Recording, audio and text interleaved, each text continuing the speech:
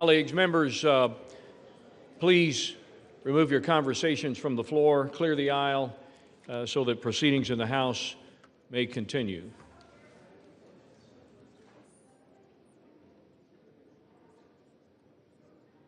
For what purposes, the gentleman from Tennessee rise? Mr. Speaker, I ask unanimous consent that the Committee on the Judiciary be discharged from further consideration of H.R. 4405 and ask for its immediate consideration in the House.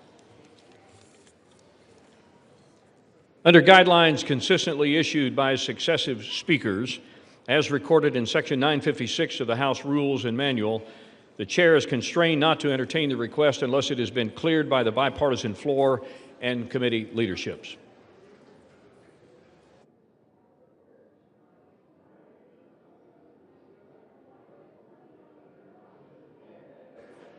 What purpose does the gentleman from Tennessee seek recognition? Parliamentary inquiry, Mr. Speaker. We Republicans are requesting this unanimous consent. Are Democrats objecting to this request? Chair reminds the gentleman from Tennessee that, as indicated by Section 956 of the House Rules and Manual, it is not a proper parliamentary inquiry to ask the Chair to indicate which side of the aisle has failed under the Speaker's guidelines to clear a unanimous consent request, as was stated.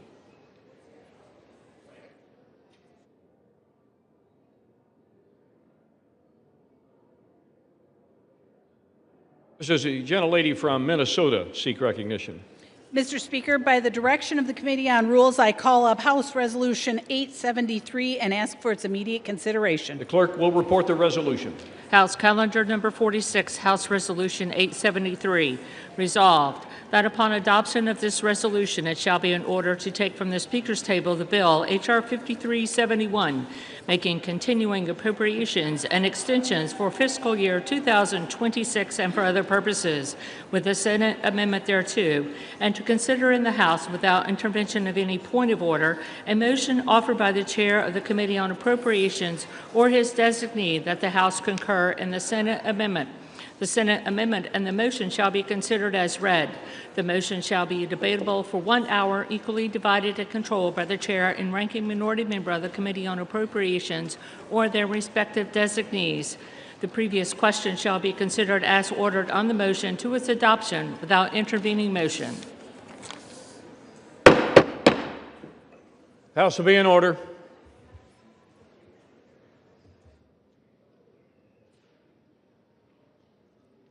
Gentlelady from Minnesota is recognized for 1 hour. Mr. Speaker, for the purpose of debate only, I yield the customary 30 minutes to the ranking member from Massachusetts, Mr. McGovern, pending which I yield myself such time as I may consume. During consideration of this resolution, all time yielded is for the purpose of debate only.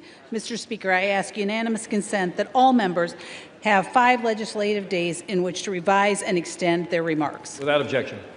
Mr. Speaker, last night, the Rules Committee met and reported a rule providing for the consideration of the motion to concur in the Senate amendment to H.R. 5371, the Continuing Appropriations, Agriculture, Legislative Branch, Military Construction and Veterans Affairs and Extensions Act of 2026.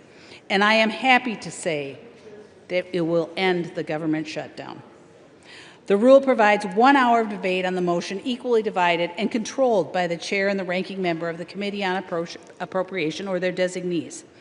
I rise in support of this rule and the underlying legislation. This bill delivers on our commitment to the American people by finally reopening the government. It delivers on the promises that we have made to our veterans, to our farmers, to our taxpayers. And let's be honest, this government shutdown was completely avoidable. On September 19th, House Republicans passed a continuing resolution that funded critical services and would have given us time to negotiate long-term solutions. It was a yes vote to keep the government open, to pay our troops, air traffic controllers, and federal employees. Every Democrat but one voted no. Every Democrat but one voted to shut the government down. This is not opinion. This is not messaging like Democrats keep trying to spin it. It is a fact that anyone can check the record. Democrats voted against a nonpartisan, clean CR, free of poison pills, and would have continued that would have continued Biden-level funding and kept the government open for negotiations. Democrats chose politics over people. They refused to support a common-sense measure, and American families paid the price. This bill restores stability to our national nutritional programs, which were put under unnecessary strain during the shutdown. It will fund WIC and SNAP, ensuring that low-income mothers and their babies have access to healthy and nutritious foods. These programs should not have been used as a bargaining chip during the shutdown. Republicans are stepping up to protect Americans and ensure these programs remain stable and funded. That is what responsible governance looks like. There are 3 appropriations bills included in this CR, put here to jumpstart our appropriations process. H.R. 5371 delivers for rural America. It provides funding for the Farm Service Agency to support our nation's farmers and ranchers.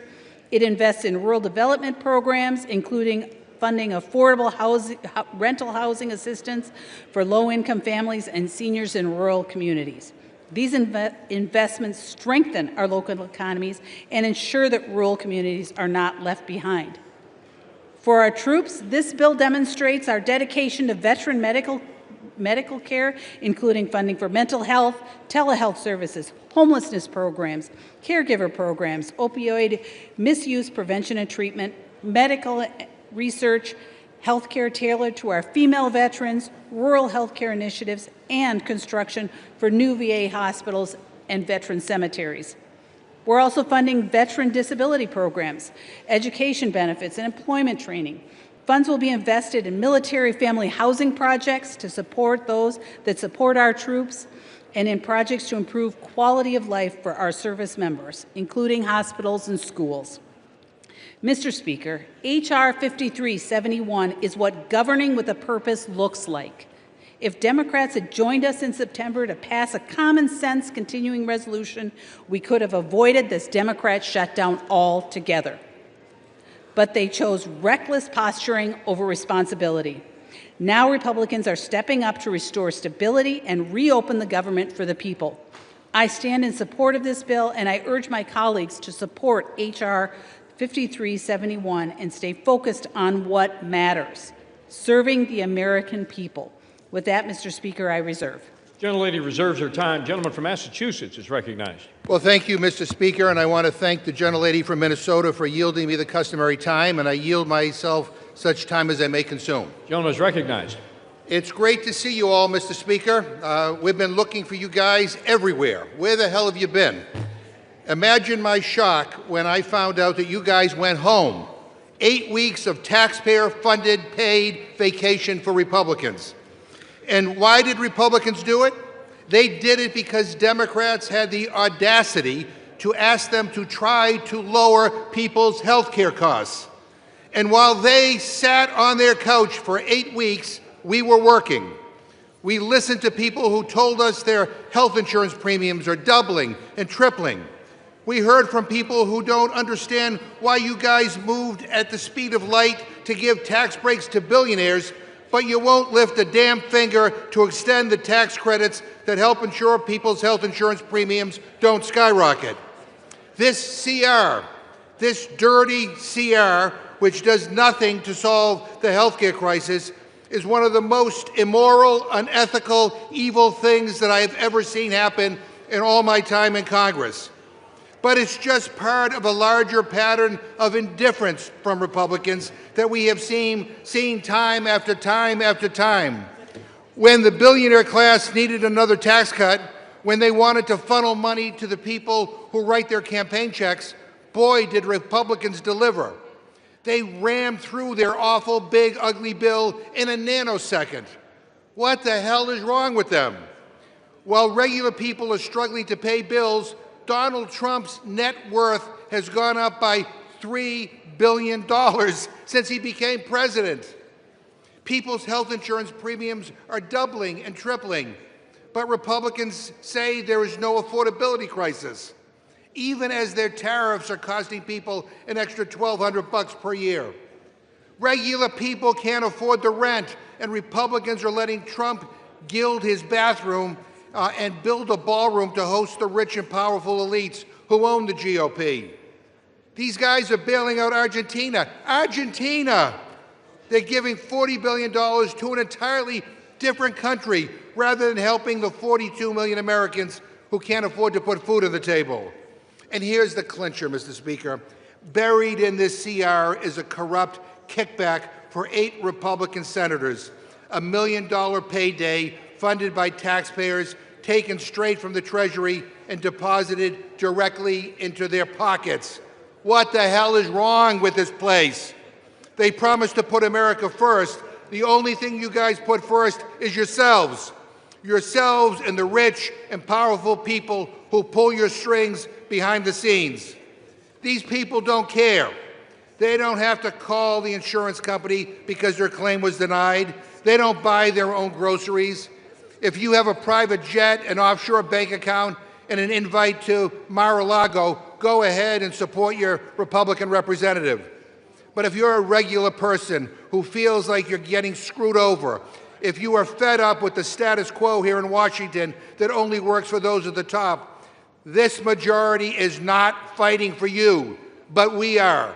Democrats are on your side, and we will fight with you every step of the way against the corruption, the lies, and the BS coming out of this administration. And we won't back this so-called deal. It's not a real solution, and it is certainly not a clean CR. This CR leaves families twisting in the wind with zero guarantee there will ever be a vote to extend tax credits to help everyday people pay for their health care. I urge my colleagues to vote no on this rule and no on the underlying legislation, and I reserve my time. Gentleman's time is reserved. Gentlelady from Minnesota. Thank you, Mr. Speaker. And there is so much to unpack and to object to in the ranking member's opening statement, but I just want to comment on one of the issues. And I find the statement that Republicans were on vacation laughable. The idea that Republicans were on vacation during the shutdown, it's just simply false. It's false. Many of us were in Washington, or we were in our districts meeting with constituents, advancing local priorities, and staying fully engaged with our constituents in our work. Our dedication to serving the American people didn't pause during the shutdown. Whether in D.C. or back at home, which for the record, I was in both places, and many of my Republican colleagues were too, we were doing the work we were elected to do. And the real story here is not about the absence, it is about the commitment. And for Republicans, we never wavered. If the Democrats cared so much about working, they would not have shut the government down. And with that, I would like to yield 4 minutes to the gentlewoman from North Carolina, the esteemed chairwoman of the House on Rules. Gentlelady from North Carolina, Ms. Fox, is recognized for 4 minutes. Thank you, Mr. Speaker, and I thank the gentlewoman for yielding. Mr. Speaker, psychologists have a word for the things the Democrats accuse us of: projection. Mr. Speaker, I sure hope you did not watch all 7 hours of the Democrat group therapy session last night in the Rules Committee. But if you did, you saw what a clown show it was. It was a crisp 40 degrees outside when we adjourned at around 1:30 a.m. this morning, but with the amount of hot air being spewed by Democrats in the committee room for 7 straight hours, you would have thought we were in the dead of summer. Mr. Speaker, at this point, I don't think Democrats really agree on anything. Last night and into the early hours of this morning, they showed everyone that they couldn't even agree on what they're angry about. They went off on so many tangents that it would have been a miracle if they arrived at a single coherent thought at any point during our meeting. The American people will see the exact same thing play out from them during this debate and during general debate on the floor later today. Apparently, the only thing Democrats can agree on is that the government needs to stay shut down, and that the American people need to suffer even more than they have already made them suffer. We heard from Democrats repeatedly about the millions of people they believe are going to be affected when their own temporary COVID credits sunset at the end of this year. Their own temporary COVID credits. Did we hear anything about the millions of Americans who got walloped by Democrats when they shut the government down? Did we hear an apology from Democrats to the American people for deliberately misleading them over 40 days? Did we hear an admission that the only reason they shut down the government is to cover up for a catastrophic policy failure that they concocted and set an end date on? No, we didn't hear one of those things. Not one. Mr. Speaker, I'm not surprised. This is the kind of behavior that Americans have come to expect from Democrats. Has anyone ever noticed how Democrats have developed such a visceral reaction when confronted about their abdication of responsibility? They shut the government down, and the moment you call attention to their own actions, all they do is obfuscate and start shrieking about unrelated things. Scientists should study this at length and try to come up with a cure. It's a serious affliction, as was evidenced numerous times over in our Rules Committee meeting. It's well past time to reopen the government and end the Democrat-concocted nightmare that Americans have been living through for over 40 straight days. The CR before us will end that nightmare. It will get this legislative body and the entire nation moving once more.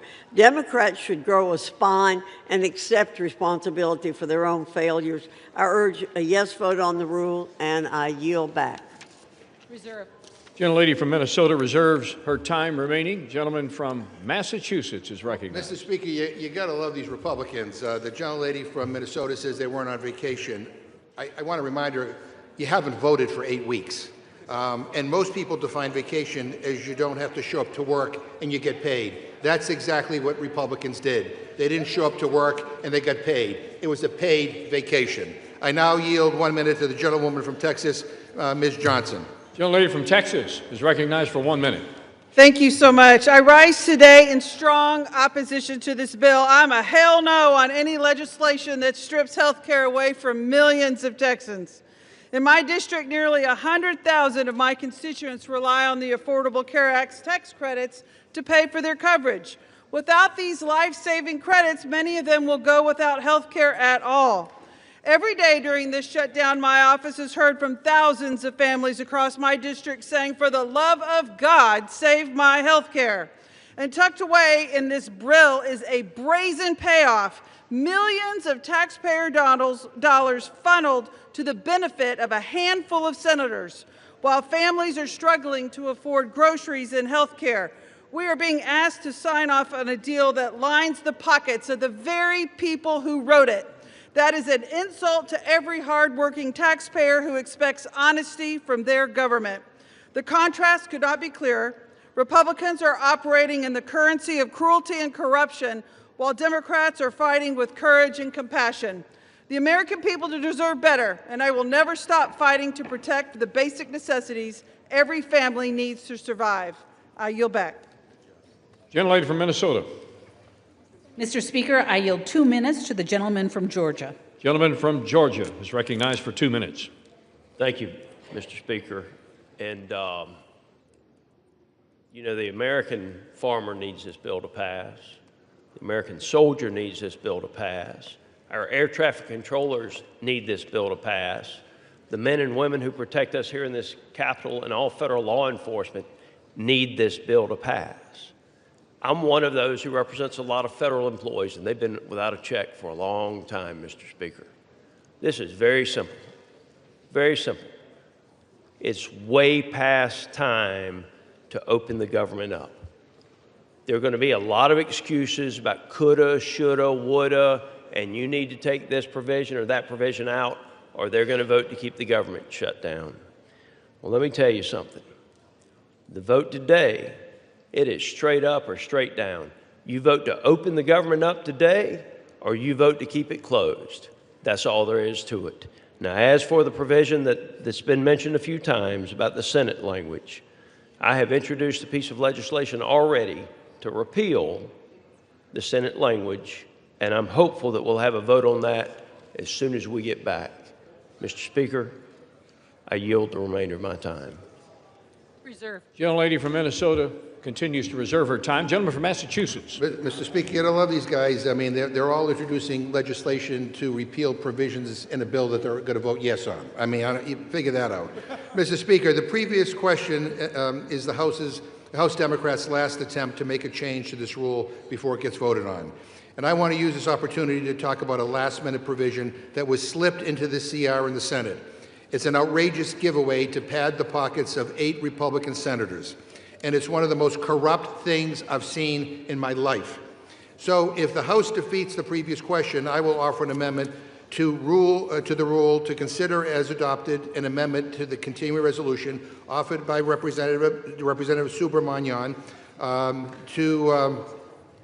which would strike the corrupt giveaway out of the text of this bill so it does not make it into law. Mr. Speaker, this is a massive payday for Republicans.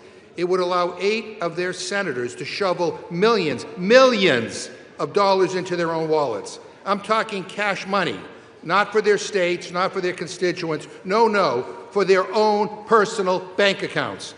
Why should a United States senator or any party get a special right that nobody else has? No state legislator, no governor, no judge, no citizen in the entire country has this right. But we are creating it for a handful of Republican senators. It is immoral. I'd say it's unconstitutional. It is wrong.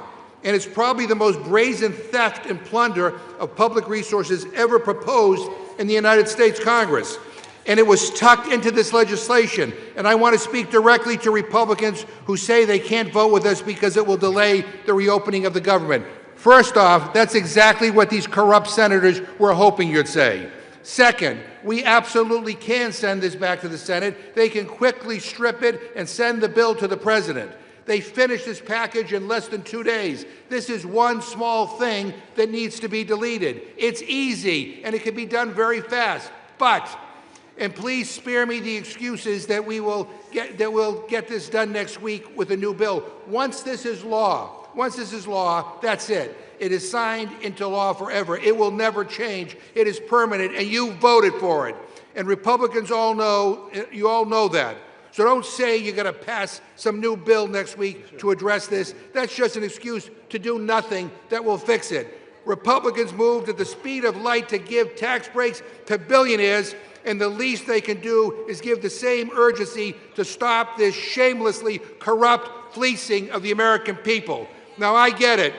Trump is suing the U.S. government for $230 million, and I guess these senators want in on the action. They want their own payday. But I've never seen this level of grift, shameless corruption, and theft of public money in my entire life, ever. So, Mr. Speaker, I ask unanimous consent to insert the text of my amendment into the record along with extraneous material immediately prior to the vote on the previous question, and to discuss our proposal. I yield a minute to the gentleman from Virginia, Mr. Subramanian. Without objection on the UC request, the chair will remind the gentleman from Massachusetts and others to please refrain from engaging in personalities toward members of the Senate. Gentleman is recognized. Thank you, Mr. Speaker. Thank you, Ranking Member McGovern. I mean, you know what people hate more than seeing their costs go up? Is seeing their costs go up while corrupt politicians line their pockets with taxpayer money. That's what they really hate, but that's what this bill does. Republican senators slipped into this bill a legal pathway for them to personally receive millions of dollars in taxpayer money for being investigated after January 6th. And the other side talks about fiscal responsibility and says there's no money for health care, but somehow there's taxpayer money for Republican senators. This is an ethics violation, this is a breach of trust, and it calls into question the very legitimacy of this institution. So I put forward an amendment to reject this corruption, but committee Republicans voted it down last night, and they said they knew it was corrupt, but that there was nothing that could be done, and that the system didn't work. Well, you are the system. And House Republicans promised to vote on this next week as a standalone bill, but there's no guarantee that the Senate will act. In fact, they probably won't act, right? So you have the power to join us in righting this wrong today. So let's take out this ridiculous kickback. Otherwise, a vote for this bill is a vote for corruption. I yield back. Gentleman yields back. Gentlelady from Minnesota. Thank you, Mr. Speaker. And I never said, Mr. Speaker, that this bill was perfect. And not everyone agrees with the provision, and our colleague from Georgia had just mentioned and is already addressing it. But what we do agree on is that it is critically important to get the government open, and that's why we are here today. Getting our federal employees paid, getting our troops paid, getting SNAP back on track, getting our airports back to full capacity. Once this happens, we can tackle the issues and get back to really doing the things for the American people, not using their suffering as leverage, like the Democrat Whip Clark is willing to do. Democrats have spent weeks performing political theater by refusing to open government and continue to perform that political theater. But we need to prioritize the reopening of the government and stop the suffering that the Democrats want to use as leverage. And with that, I yield 2 minutes to the gentleman from New York. Gentleman from New York is recognized for 2 minutes. Mr. Speaker, I rise in strong support of this rule and ending this shutdown chaos.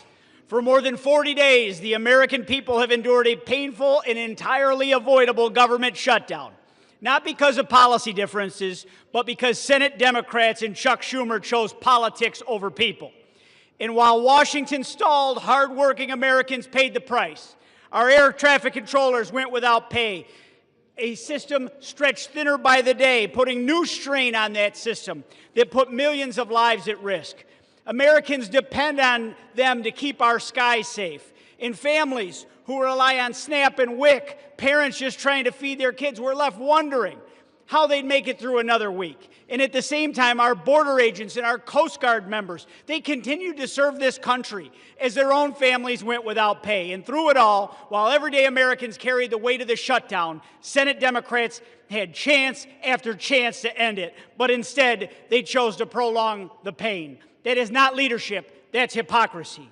It was never about budgets or priorities. It was about power. It's not about turning government on. For them, it's about turning government into performance, where the people paying the highest price are the ones furthest from Washington. For more than 40 days, families were used as political pawns and props, while those responsible stood in front of cameras pretending to solve the crisis that they created. I actually saw a member from my home state stand at a food bank, decry the fact that nutritional assistance was in question, then swear up and down that they would vote against ending this shutdown. That is the epitome of hypocrisy, and the American people deserve better than that. House Republicans did our job. We passed a clean continuing resolution weeks ago, the same kind of straightforward measure that should have been agreed to immediately to keep this government open. But Senate Democrats blocked that 14 times, prolonging this shutdown just to score points to their woke, angry mob. This measure before us today is the same bipartisan framework they could have passed 40 days ago.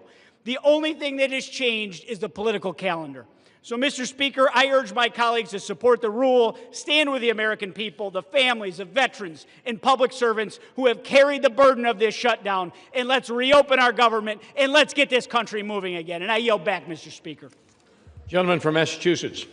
Mr. Speaker, I ask unanimous consent to insert into the record an article from ABC News entitled, "Inflation Climbs to the Highest Level Since January, Beef Prices Soar." Without objection. I request unanimous consent to insert into the record an article from the Washington Post entitled, "From Groceries to Gas, Americans Say They're Spending More Under Trump."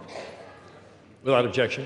I ask unanimous consent to insert into the record an article from the New Republic entitled, "No, You're Wrong. Trump Spirals When Pressed on Rising Food Prices." Without objection. I ask unanimous consent to insert into the record an article from the New Republic entitled, "Trump Admits He Doesn't Care About Affordability as Economy Plunges." Without objection. I ask unanimous consent to insert into the record an article from MSNBC entitled, "Not a Big Issue, Republicans Shrug as Consumers Confront Healthcare Sticker Shock." Without objection. I ask unanimous consent to insert into the record an opinion article published in MSNBC entitled, "Trump's Argentina Bailout Once Again Puts America Last." Without objection. I ask unanimous consent to insert into the record an article from PBS entitled, "Trump Administration Working on Doubling Argentina Financing to $40 billion." Without objection. I ask unanimous consent to insert into the record an article from Forbes entitled, Presidency boosts Trump's net worth by $3 billion in a year. Without objection. I ask unanimous consent to insert into the record an article from People.com entitled Donald Trump hosts Great Gatsby-themed Halloween party as 42 million Americans brace for SNAP benefits to expire. Without objection. I ask unanimous consent to insert into the record an article from the New York Times entitled Trump's latest White House makeover, the Lincoln bathroom in marble and gold. Without objection. I ask unanimous consent to insert into the record an article from The Nation entitled The Bill to End the Shutdown is Full of Giveaways to Republicans. Without objection. And Mr. Speaker, I yield myself 15 seconds. Gentleman is recognized for 15 seconds. I'm sorry that the gentlelady thinks that trying to stop people's health care premiums from doubling and tripling and quadrupling is political theater, but we don't.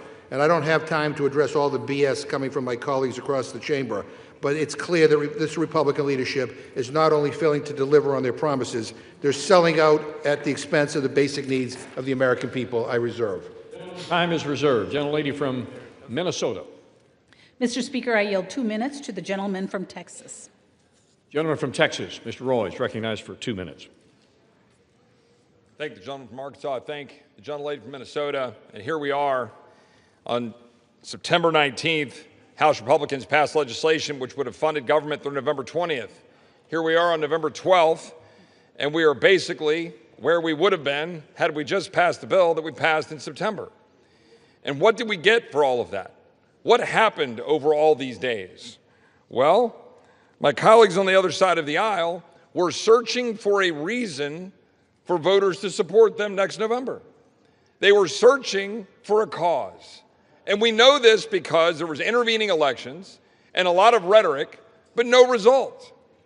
We're here right now with Democrats having joined senators to send a bill over here to fund government through the end of January with 3 appropriations bills, which we worked through regular order, that keeps spending relatively flat, advances the priorities the American people sent us here to advance, to back up the president, who is securing the border, which he was sent to Washington to do, to restore our military to focusing on defending this nation rather than advancing woke priorities, which the American people sent him here to do, for us to continue to work to grow and to build this economy after 4 years of being wrecked with reckless spending, but also abhorrent policies. The American people are now saying, what on earth were Democrats doing?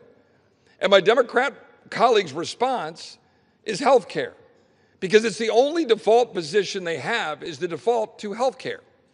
And the fact is, it's because they broke the system so badly that they are now coming and asking us to have the Treasury print money to then give out in order to enrich insurance companies with massive subsidies.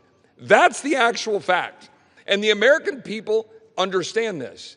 And they recognize that they don't want insurance companies to be enriched, but they want to be able to go get the doctor of their choice.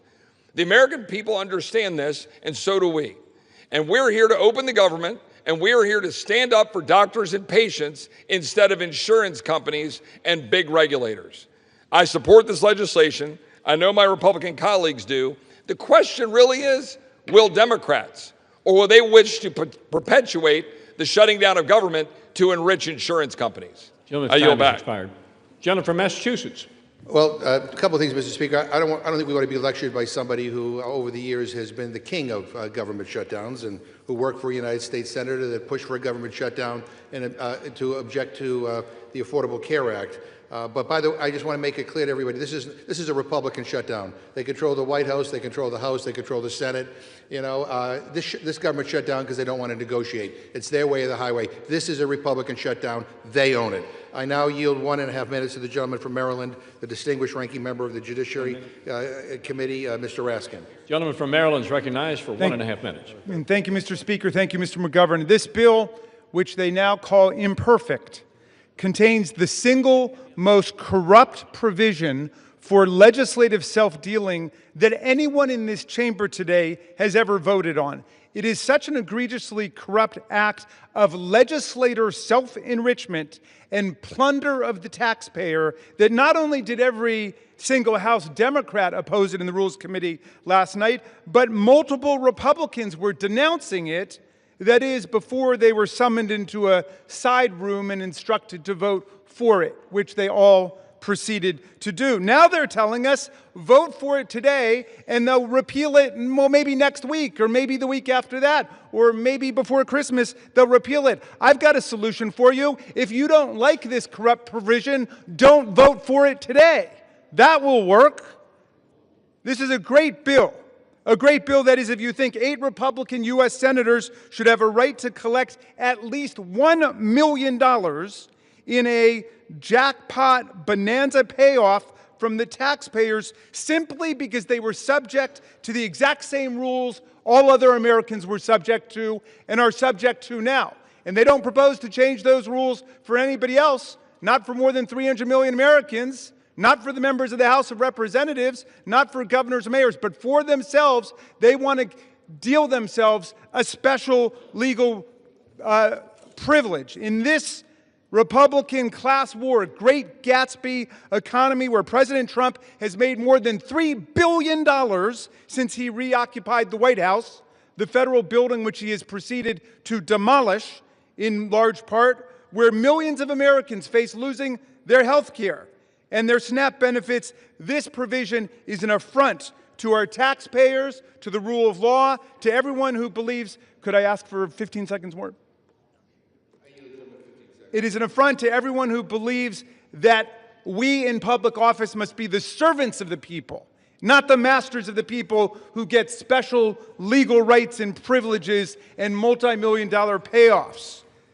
People who think that they have a right to better treatment than everybody else, like Ghislaine Maxwell in their prison camp where she gets room service, puppy time, and special gym privileges. Gentlelady from Minnesota. She reserves her time. Gentleman from Massachusetts. I yield 1 minute to the gentlewoman from Oregon, Ms. Bonamici. Gentlelady is recognized. Thank you, Mr. Speaker. I rise today in opposition to this continuing resolution. I will not support a bill that will continue the Republicans' assault on Americans and their pocketbooks. At a time when Oregonians and Americans are already struggling with rising costs, this bill locks in devastating cuts to health care and drives up the cost, in many cases significantly. The assault on health care and the Republican shutdown more broadly, they're further proof that the first 10 months of this Trump administration have been chaotic, harmful, and completely out of touch with the needs of the American people. Donald Trump held an extravagant Great Gatsby party at Mar-a-Lago the night before SNAP benefits expired, while the administration and Republicans continue to ignore the needs of working families. That's not governing. They've abandoned their responsibility to bring down costs and grow the economy. And Mr. Speaker, this bill was already bad, but now they added this corrupt, get-rich-quick scheme to give hundreds of thousands of taxpayer dollars to Trump-aligned senators. That is outrageous. Oregonians and Americans deserve better. My colleagues should listen to their constituents, vote no, and come back to the table and join us in the work to make health care affordable and accessible to all. I yield back. Gentlelady from Minnesota, with 14 and 1/2 minutes remaining. Thank you, Mr. Speaker. And Mr. Speaker, I yield 2 minutes to the gentleman from North Carolina. Gentleman from North Carolina is recognized for 2 minutes. Mr. Speaker, I rise today as we are in the process of ending the longest government shutdown in our nation's history, and to affirm that this Congress will get back to leading America into her next golden age. Over 40 days, that is how long the government has been closed. For over 40 days, Democrats here in this body and in the Senate have chosen chaos over our country. They chose to shut the government down because politics demanded it, not policy. The elites who dominate their party's decision-making are the ones least impacted by its decisions. Were the far-left activists and Democrats here in this body the ones not getting paychecks? No. Mr. Speaker, that was the air traffic controllers, our troops, and our Capitol police officers. When these same people passed Obamacare, were they the ones impacted by the law, or was it the middle-class teacher in North Carolina who could no longer keep their doctor? We all know the answer to that, Mr. Speaker, and across the nation, federal workers are working 2 and 3 jobs just to stay afloat. Also, Democrats could champion illegal aliens who exploit our compassion as they poison our communities with deadly fentanyl. That is not governing. That was extortion of the American taxpayer. But that ends today. Today, we are in the process of finally reopening the government, returning to the business of the people, and further implementing the mandate our constituents sent us here to deliver on. Democrats chose to have a month of political theater, but political shows don't do one thing to help make the cost of everyday items more affordable. It is time to govern and to focus on making America more affordable for the middle class. Mr. Speaker, I urge a yes vote on this rule, and with that, I'll yield back. Gentleman from Massachusetts. Mr. Speaker, we're getting lectured on governance by a guy who is just coming off an 8-week paid vacation. Give me a break. At this time, I'd like to yield 1.5 minutes to the gentlewoman from New Jersey, the next governor of New Jersey, Ms. Sherrill.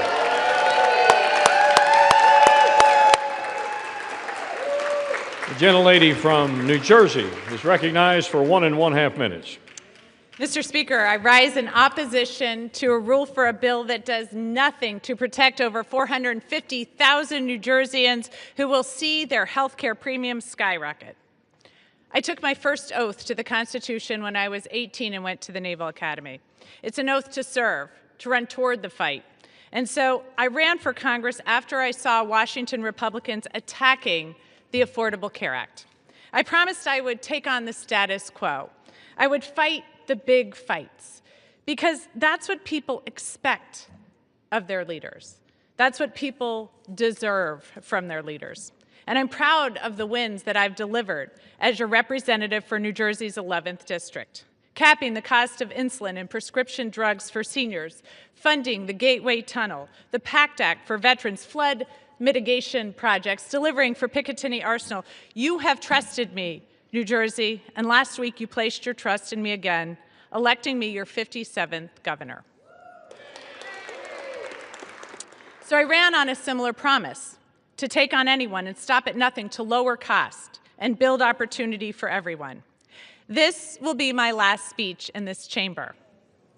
I intend to submit my resignation next week and turn to protecting all of New Jersey. So my parting message to Jersey is, thank you. To my staff, thank you for your dedication to serving the 11th District of New Jersey.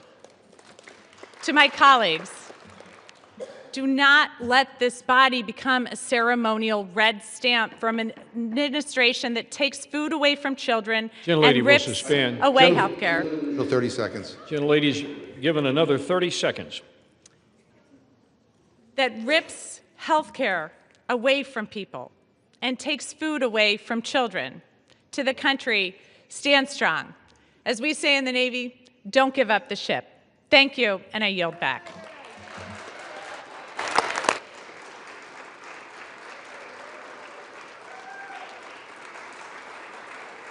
Gentlelady from Minnesota reserves. Yes. Gentleman from Massachusetts. Mr. Speaker, I yield 1 minute to the gentleman from Rhode Island, Mr. Magaziner. Gentleman from Rhode Island is recognized for 1 minute. Mr. Speaker, House Republicans are back from their 54-day taxpayer-funded vacation. But don't get me wrong, they do know how to work hard. When billionaires wanted tax breaks, they moved mountains to make it happen. When Argentina needed a $40 billion bailout to help Trump's buddy, they moved quickly to make it happen at the White House. But when working people need help, when millions of Americans are seeing their health insurance costs double and triple, and Americans all across this country are feeling like they're going to have to go without health insurance for the first time in their lives because they can't afford it anymore and have to make that terrible decision about which of their family members they're going to cut off of their insurance, House Republicans are nowhere to be found. When Donald Trump's stupid tariffs are raising the price of groceries, the cost of coffee is up 40% over the last year, House Republicans are silent. When working people need help, they are absent. Shameful. So they will work when billionaires need tax cuts, when Argentina needs a bailout, but when working people need relief, they go on a taxpayer-funded vacation. Shameful, Mr. Speaker. Vote no on this budget. Do not cut the health care of the American people, and I yield back. Gentlelady from Minnesota. Thank you, Mr. Speaker, and I yield 1 minute to the gentleman from New York. Gentleman from New York is recognized for 1 minute. The reason we know this is a Democratic shutdown is because of how angry they are that we're about to reopen the government, period. That's all you need to know. In 2023, Jerry Nadler said shutdown is really an extremist policy designed to appeal to an extremist base and hold the whole country hostage. That is exactly what the Democrats have done over the last 43 days. They have held the American people hostage, trying to extract insane things like free health care for illegal immigrants. If they were serious about tackling the health care affordability crisis in this country, then they would address the fundamental problem with Obamacare. Since Obamacare took effect, health care premiums have risen by 96%, and on the open market by 114%. When I asked Leader Jeffries to sign on to the 1-year extension of the premium tax credit, he refused. He stuttered, he stammered, he couldn't answer a single question. Because this shutdown was never about health care, it was always about appeasing a far-left radical base. Chuck Schumer said, every day gets better for us. Catherine Clark said, of course people will suffer. We want to use this as leverage. It is an embarrassment to this country. You should all be ashamed of yourselves for inflicting this pain on the American people, taking away food stamps from 42 million Americans, defunding WIC, not paying our troops, our federal employees, our air traffic controllers. It's a disgrace, and you should all hang your heads in shame. Vote yes to pass the bill and reopen the government. All right. Let me remind my colleagues. I fully recognize that there's a lot of pent-up anxiety and emotions have been elevated somewhat, but please, in the interest of the decorum of this House, to direct your comments to the chair and do not engage in personalities toward the Senate, toward the President, and others. Gentleman from Massachusetts with 14 and 1/2 minutes remaining. Yeah. Well, Mr. Speaker, let me just say the gentleman from New York sounds as extreme as his voting record. And I'd like to say to the gentleman who just spoke, by supporting this bill, he's betraying 7,000 constituents in his district who rely on the ACA to afford their health care. Boy, I'm glad he's not my representative. At this time, I'd like to yield 1 minute to the gentleman from New York, Mr. Kennedy. Gentleman from New York is recognized for 1 minute. Mr. Speaker, as the representative of Western New York, where so many people in my community, like others across the country, are already struggling to afford health care, I urge my colleagues to reject this disgraceful bill. As an occupational therapist, I know exactly who these cuts will hurt. I've heard from so many who are desperate for a lifeline, like Iris, a mom in Buffalo who's worried about how she'll keep her kids' health insurance, or Andy, a nursing home resident in Tonawanda who relies on Medicaid to get the services he needs, or the kids at Bourne Hava, a special needs school where I provided therapy, who depend on early intervention services. Donald Trump and congressional Republicans began their assault on the people of our country in the Big Ugly Bill. This bill further devastates health care and leaves millions of Americans to pray they don't get sick. Shame on anyone who goes along with it. This country deserves better. I'll be voting no, and I urge all of my colleagues to do the same. I yield back. Gentlelady from Minnesota. Reserve. Reserves. Gentleman from Massachusetts. Mr. Speaker, some big news and breaking news in the last hour. I'm proud to say that our newest colleague, Representative Adelita Grijalva, just became the 218th signature on the Massey Kana discharge petition to compel the release of the Epstein files. And to all my Republican colleagues who refuse to sign on, time is up. You need to figure out where you stand on this because you're about to go on record. Is your loyalty to Trump more important than going after pedophiles? Because make no mistake, these files will come out. It is no longer a question of if, only when, and whether the White House chooses to stand with the survivors or throw them under the bus. And at this time, Mr. Speaker, I'd like to yield 1 minute to the gentlewoman from Oregon, Ms. Dexter. Gentlelady from Oregon is recognized for 1 minute. Thank you, Mr. Speaker. I rise today in strong opposition to this rule and the underlying bill. As a physician who spent 20 years saving lives, I did not come to Congress to let health care be decimated by Congress. I came to fight for my constituents who deserve to be able to see a doctor they trust, afford their medication, and keep their families healthy. If House Republicans let the ACA tax credits expire, they are complicit in forcing Oregonians to make impossible choices, like whether to keep their insurance or put food on the table. As a physician, I know what comes next. People go without. They go uninsured, they delay care, and they skip refills. They get sicker, and sometimes they end up in medical debt that is devastating. The cost of living is already too damn high. Republicans are committed to cutting your care. They patently rejected amendments to protect Americans, ignoring millions of American families who are desperate for relief. I will be an absolute no on the rule and the underlying bill, and I refuse to give up on ensuring affordable health care for all. Thank you, Mr. Speaker. I yield back. Gentlelady from Minnesota.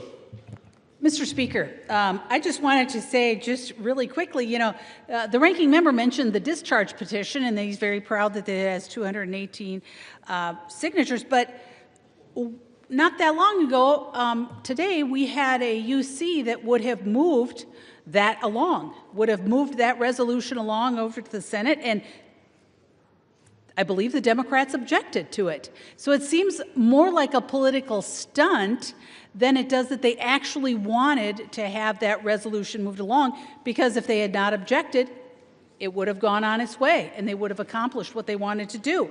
So I don't see their real desire to have the resolution passed. I see it more of, like I said, a political stunt. And it certainly is actually a moot point, given that oversight is already releasing many of those files. As a matter of fact, I believe they've done tens of thousands of them, but I believe this morning they did another 20,000 files. So they are being released, and this all seems for naught. But with that, Mr. Speaker, I would like to yield 1 minute to the gentleman from California. Gentleman from California is recognized for 1 minute. Mr. Speaker, Jimmy Fallon offered Democrats this pro tip. If you're going to call it the Republican shutdown, you're not supposed to get mad that it's ending. Anyone who remembers their schoolhouse rock knows that once the House originates an appropriation, the Senate must either amend it or pass it. Now, the House did its job on September the 19th with a simple appropriation that made no policy changes. It merely kept the government operating at current levels while we finished debating priorities. Democrats deliberately blocked the Senate from acting, demanding $1.5 trillion of new spending as a ransom. Finally, thank God, 8 of them put country ahead of party and voted to end this madness. Now, hearing the bitter recriminations from our leftist colleagues, it seems unlikely we'll see much bipartisanship today. But with or without them, we will reopen the government tonight and get back to addressing the challenges that confront our country. I yield back. Gentleman from Massachusetts with 11 minutes remaining on his side, 9 minutes on the majority side. Yeah, Mr. Speaker, I'm surprised that the gentlelady brought up the UC request, but I'm glad she did, because I want the record to be clear. I didn't hear any objection on the floor. The Republican chair basically ruled it as an improper UC request, and so that is why it didn't move forward. And but I do know this, because I'm on the Rules Committee, and I do know the gentlelady time and time again voted against releasing the Epstein files. And I know my Republican friends are hoping that they don't have to go on record because they don't want to get Trump upset at them. But the bottom line is every single Republican will go on record, and you will have to make clear whether you're on the side of a pedophile or whether you're on the side of the victims. The gentleman from Massachusetts is reminded to direct his comments to the chair, please. Thank you, You may Mr. continue. Chair. You now yield 1 minute to the gentlewoman from Washington, Ms. Jayapal. Gentlelady from Washington is recognized for 1 minute. Mr. Speaker, I rise to oppose this bill that allows health insurance premiums for 22 million American families to skyrocket and raises health care costs for everyone. Trump and his Republican cult of followers in Congress have unleashed shameful crisis of cruelty and corruption on the American people. First, they slashed Medicaid by $1 trillion, kicked 15 million Americans off of health care, set up the playboard for rural hospitals to shutter, all so that you could give $7 trillion in permanent tax breaks to their billionaire buddies. Then they refused to negotiate with Democrats to extend the Affordable Care Act tax credits so that 22 million Americans wouldn't have to choose between health care and rent. And when we refused to go along with that, they caused this 45-day Republican shutdown, illegally refused to pay SNAP benefits for the hungry, and illegally canceled flights, throwing the country into chaos. Trump and Republicans want to make you poorer and sicker. While Trump builds his gilded ballrooms, protects pedophiles, pardons those who buy his meme coins, and lets Americans starve. Shame on you. I'm a hell no on this bill. Gentlelady from Minnesota. Mr. Speaker, I yield 2 minutes to the gentleman from Tennessee. Gentleman from Tennessee is recognized for 2 minutes. Mr. Speaker, I rise today to oppose the Senate's provision that allows senators to make financial gain off illegal government surveillance. 3 things can be true at once, Mr. Speaker. The first truth is this: the shutdown has to end. The American people and countless Tennesseans I represent are suffering and experiencing real pain. This record-breaking Schumer Democratic shutdown was completely avoidable, and it was completely carried out for political purposes. The second truth is that the last administration, led by Joe Biden and his auto pen, unfairly surveilled conservatives and conservative members of Congress. That included sitting United States senators. Yet, Mr. Speaker, the third thing I would note is that the American taxpayer has suffered enough because of the last administration. No one in this body should support allowing senators to sue and collect from taxpayers because the FBI went rogue under President Biden. But don't get me wrong, the overreach is more than troubling. It's unfathomable that the Department of Justice was weaponized in this way.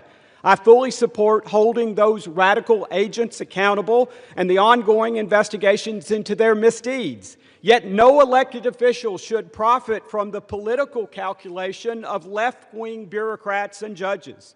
Mr. Speaker, the folks I represent are still reeling from historic Bidenflation, the effects of the border crisis, and the regulatory agenda of the last administration. It is shameful to ask them to shoulder the burden of paying U.S. senators $500,000 or more for those misdeeds. With that, I yield back, Mr. Speaker. Gentleman from Massachusetts. Mr. Speaker, I yield 1 minute to the gentleman from Texas, Mr. Green.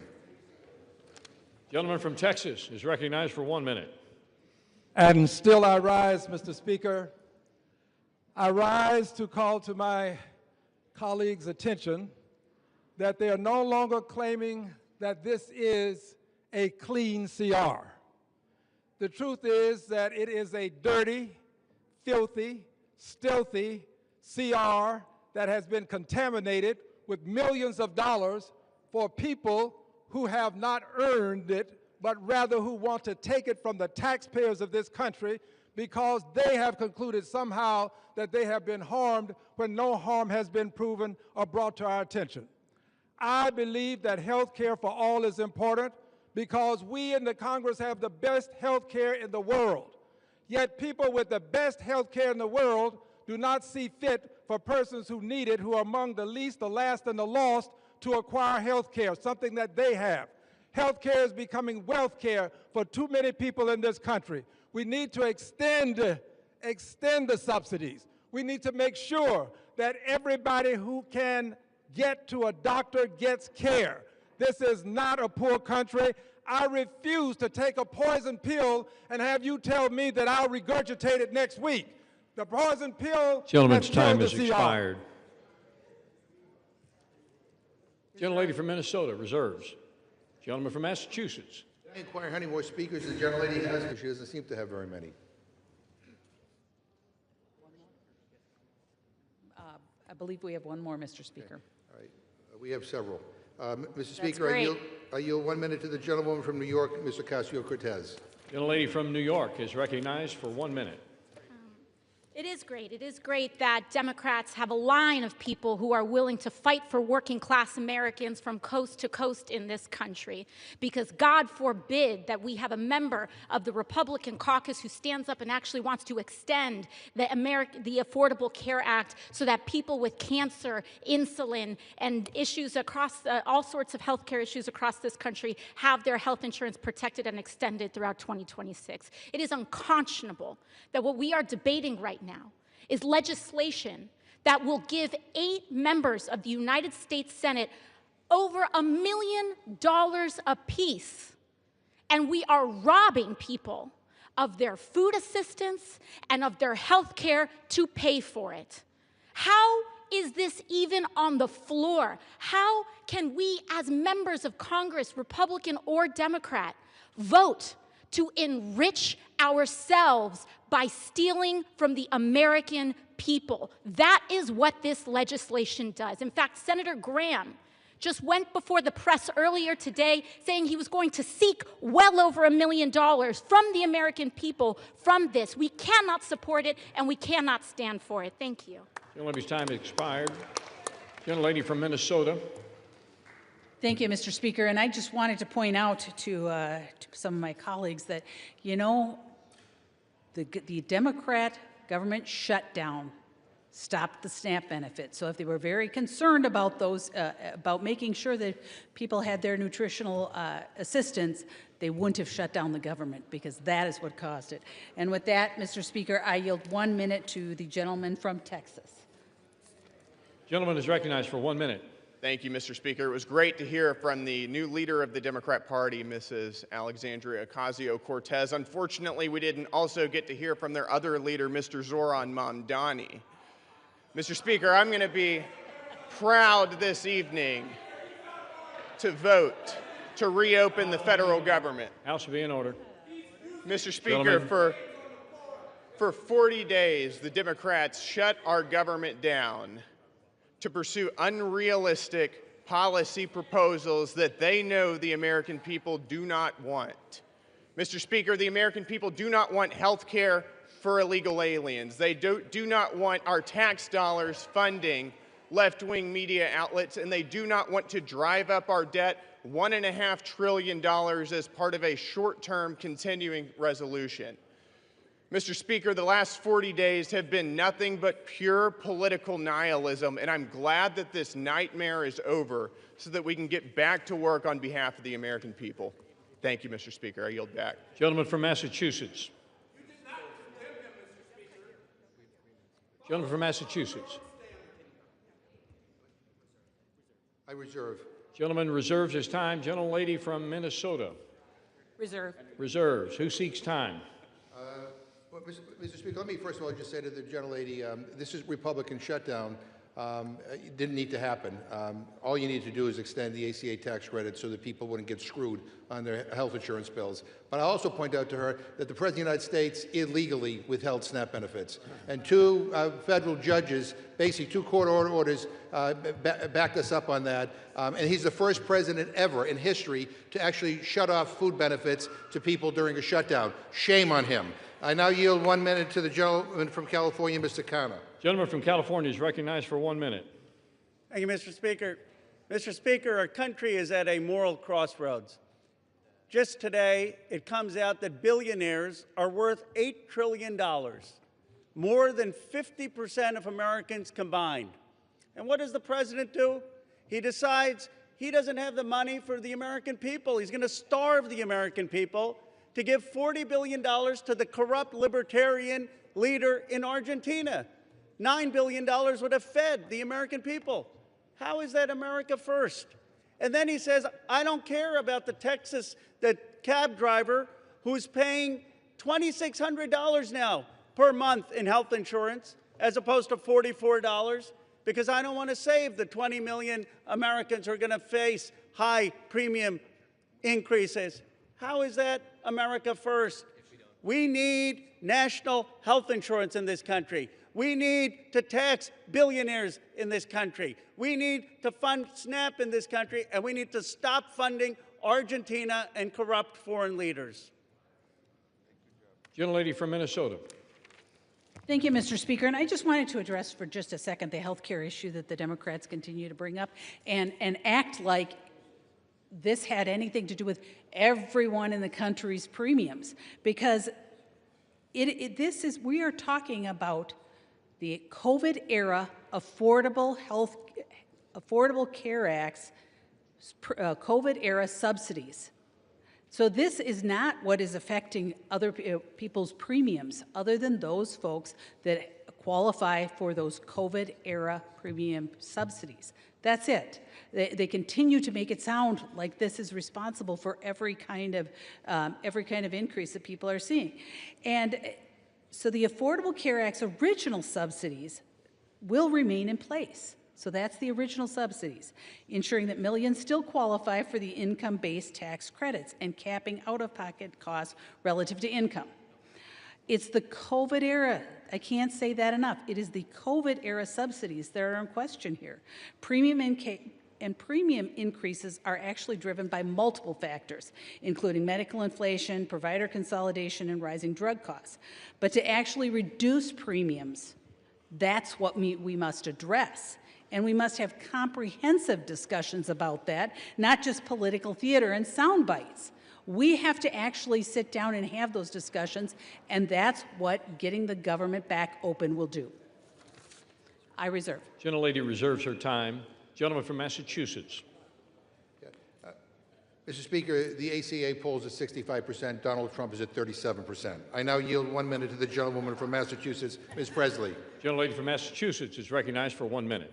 Mr. Speaker, I rise today on behalf of every elder who can't afford their prescription, every parent who went to work hungry so their child could eat. In the United States of America, there is no lack of resource, only a deficit of empathy, political will, and courage. At its best, government is a backstop, a compassionate steward of the public good. At its best, government catches people when they stumble in a moment of hardship. At its best, government does right by the people, all the people. Struggle does not discriminate, Mr. Speaker. Hardship is not a character flaw. It has zero to do with work ethic. Every single person is one diagnosis, one layoff away from hardship. Life can change at an instant. What we are bearing witness to is not only a lack of political courage, but it is a fundamental betrayal of the people. Incompetence and indifference to the suffering of our constituents and our neighbors. The shame and the sham of it all.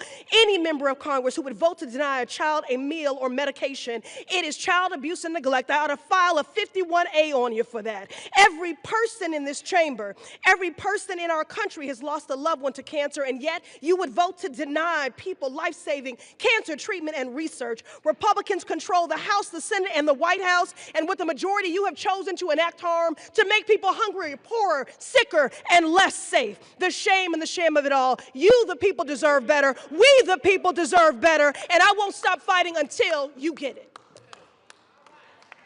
Gentlelady from Minnesota. Prepared to close. Gentlelady's prepared to close. She has 4 minutes remaining. Gentleman from Massachusetts. Yeah, I'm not. So I'd like to yield 1 minute to the gentleman from Wisconsin, Mr. Pocan. Gentleman from Wisconsin is recognized for 1 minute. Thank you, Mr. Speaker. Yes, the federal government will officially reopen with the House vote today. But here's what won't happen. We won't protect the 22 million people paying more for the Affordable Care Act, or the 15 million people losing their health care outright due to Republican actions in the big ugly law, nor will we stop the health care rate increases for everyone in this country. And we won't be restoring food assistance today for millions of Americans who benefit from SNAP because House Republicans voted to cut the #1 program that keeps kids and seniors out of poverty by over $180 billion. Nor will we be able to roll back the tax cuts for billionaires and your GOP donors that you funded by gutting those health care and food programs. But I sure hope you're tanned and rested after your 8-week paid vacation, because you're going to need it. Democrats are going to continue fighting every single day for people's health care and food benefits, and we're going to be on you day after day until we get it done. Vote no. I yield back. Gentleman yields back his time. Gentlelady from Minnesota. I'm prepared to close, Mr. Speaker. Gentleman from Massachusetts. I'm not quite yet, so I yield 1 minute to the gentleman from Maryland, Mr. Olszewski. Gentleman from Maryland is recognized for 1 minute. Mr. Speaker, this funding deal is why Americans have lost faith in Congress. It does absolutely nothing to address the crushing cost of health care in what amounts to a massive tax hike on working families. It does absolutely nothing to stop President Trump from canceling the very funding we would provide, something he's already done again and again. But here's what it does. It allows senators to write themselves, and only themselves, million-dollar checks because their phone records were legally subpoenaed, checks paid for by American taxpayers. It's corruption at a whole new level. With bribery and insider trading, someone breaks the law. Here, Congress is writing a law that protects and funds corruption. It's brazen and disgusting in an effort to legalize corruption. And anyone who votes for this CR is complicit in that corruption. If government still belongs to the people and not the powerful, we must reject this self-serving scam. I yield. Gentleman yields back his time. Gentlelady from Minnesota still prepared to close. Gentleman from Massachusetts with 2.5 minutes remaining. So I'll close, Mr. Speaker, for our side. Mr. Speaker, I don't have enough time to rebut all the absurd claims made by the other side. Suddenly, they all have an opinion on health care. They had a decade to come up with a plan, and they came up with nothing. But I'm glad they finally acknowledged that this is a dirty CR that shovels millions of dollars into the pockets of Republican politicians. They hate this bill so much that they're all going to vote for it. They say that we shut the government down. Really? The last time I checked, Republicans are in charge around here. We heard for months about their mandate. They control the House, the Senate, and the White House. They have a duty to keep the government open, and they failed. They did not have the votes. They refused to negotiate with us because we wanted to help regular people instead of billionaires. And now they want to blame us for the consequences of their own actions? What the hell is wrong with them? Give me a frigging break. America is the richest country in the history of the world. We are blessed with an abundance of so much. There should not be an affordability crisis. Every single person in this country should be able to have a good job, a living wage, affordable food and health care, and have a shot at a better future. That's what I'm fighting for. That's what we're fighting for. That's how I want to make America great. That's the Democratic vision for what this country could be. And from a moral perspective, from a set of values, we believe it is immoral to have a system that gives so much to just a few billionaires while depriving so many of the basic things they need to live a good life. And it is clear to me after this debate that Republicans do not share those same values. And I'm going to fight like hell. We are going to fight like hell because I believe in America. We believe in America. And we believe that the hopes and the dreams of the American people will prevail. And with that, I yield back. Gentleman yields back his time. Gentlelady from Minnesota with 4 minutes remaining to close. Thank you, Mr. Speaker. And as we wrap up this debate, I want to take a moment to cut through the noise from our colleagues, from our colleagues on the left. Instead of focusing on the legislation before us, they're resorting to fear tactics and tossing out false claims about what this shutdown is really about. The CR would have kept the government open to continue and finish the appropriations process. And yet, the Democrats refused and instead chose to shut down the government. And you know, my colleague mentions values. Democrats claim that our values are different, and Democrat Wick Clark said, of course there will be families that are going to suffer, but it is one of the few leverage times we have. So if that's the values they're talking about, I don't share those values. I won't make the American people suffer, whether it be their SNAP payments, whether it be keeping air traffic controllers paid, whether it's paying our troops. Making the American people suffer is not the values that I share. And for the record, Republicans did not cause this shutdown, and we've not been on vacation. I've been splitting my time between D.C. and the district, as I mentioned before, meeting with constituents in both, meeting with federal agencies, hosting a teletown hall, and I know how hard my Republican colleagues have been working for their constituents and the American people. It was the Democrats who shut down the government when they refused to support a clean CR that would have kept the lights on and protected critical services. And now it's the Democrats who continue to shift the blame. Now, getting back to the issue at hand, let's talk about what this bill actually does. H.R. 5371 restores the funding for SNAP and WIC. It reimburses the contingency reserves to make sure that programs remain stable and reliable. Actually, President Trump moved $300 million of tariff revenue to fund WIC during the shutdown.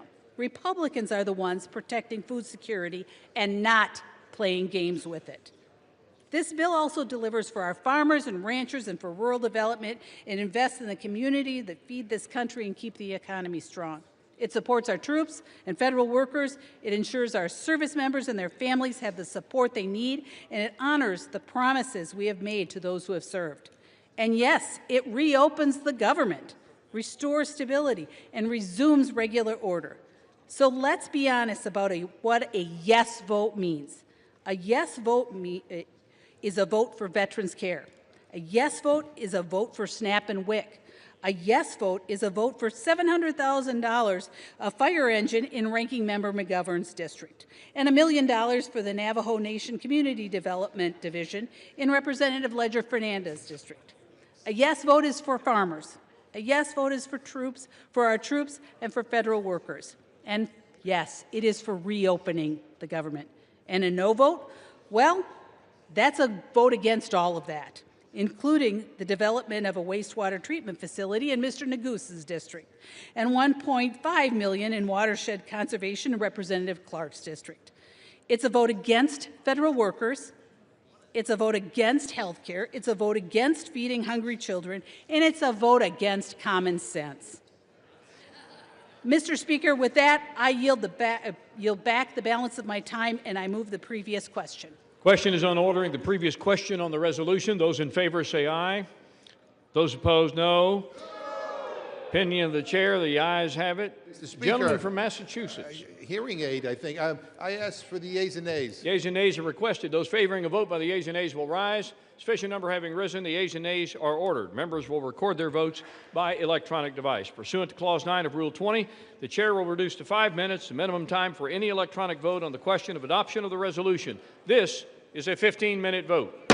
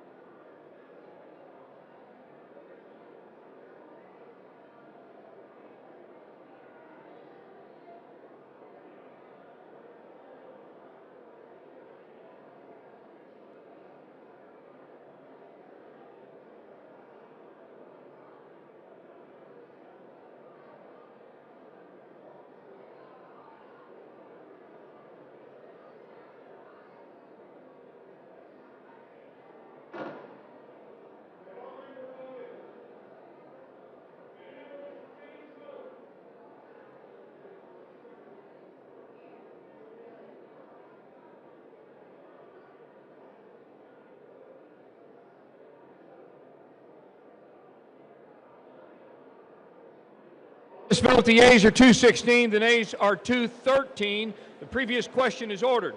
Question is on the adoption of the resolution. Those in favor say aye. Those opposed, no. Opinion of the chair, the ayes have it. Mr. Speaker, I ask for recorded vote. Recorded vote is requested. Those favoring a recorded vote will rise. Sufficient number having risen, a recorded vote is ordered. Members will record their votes by electronic device. This is a 5-minute vote.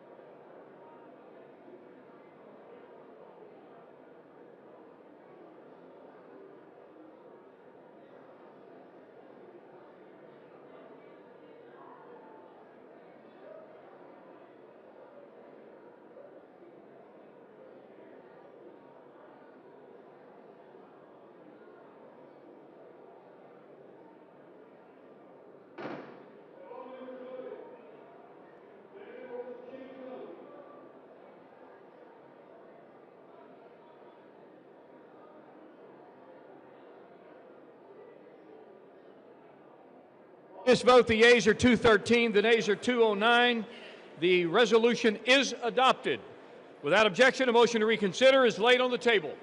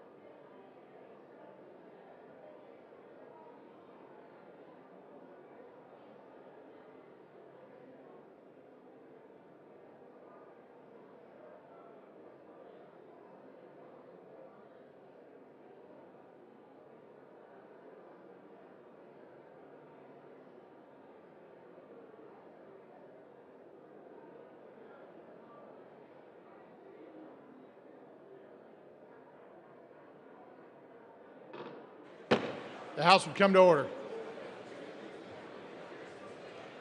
For what purpose does the gentlelady from Washington seek recognition? The House will be in order. For what purpose does the gentlelady from Washington seek recognition? Mr. Speaker, pursuant to Clause 2A1 of Rule 9, I seek recognition to give notice of my intent to raise a question of the privileges of the House. The form of the resolution is as follows. Whereas on October 27, 2025, Representative Chuy Garcia filed nominating petitions to be on the Democratic primary ballot in March 2026. Whereas on November 5th, 2025, on the last day of filing, Representative Garcia's Chief of Staff, Patty Garcia, submitted her own paperwork to enter the Democratic primary. Whereas on November 6th, after the filing deadline, Representative Garcia confirmed that he would not be seeking another term in 2026 and would be withdrawing his nominating petitions. Whereas Representative Garcia's Chief of Staff was the only Democrat who filed to run in the primary at the direction of Representative Garcia, undermining the process of a free and fair election.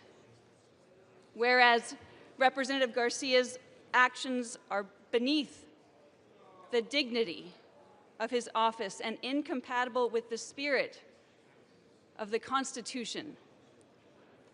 Now, therefore, be it resolved that the House of Representatives disapproves of the behavior of the representative from Illinois, Mr. Garcia. Under Rule 9, a resolution offered from the floor by a member other than the majority leader or the minority leader as a question of the privileges of the House has immediate precedence only at a time designated by the chair within 2 legislative days after the resolution is properly noticed. Pending that designation, the form of the resolution noticed by the gentlelady from Washington will appear in the record at this point. The chair will not at this point determine whether the resolution constitutes a question of privilege. That determination will be made at a time designated for consideration of the resolution.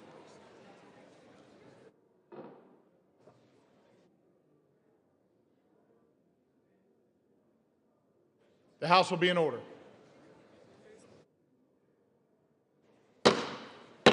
Members are instructed to clear the well.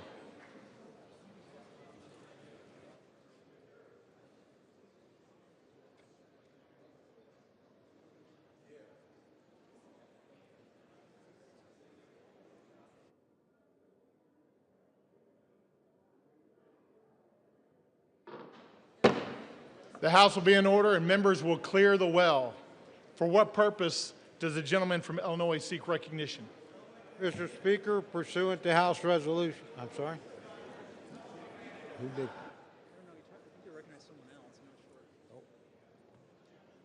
Will the gentleman repeat his request at a microphone? Will the gentleman find a microphone and repeat his request? Mr. Speaker, I would like to ask unanimous consent to address the body, the world. Not recognized for that purpose. Thank you, Mr. Speaker. I'd like to thank Recognized. I'd like to thank the Honorable, hello?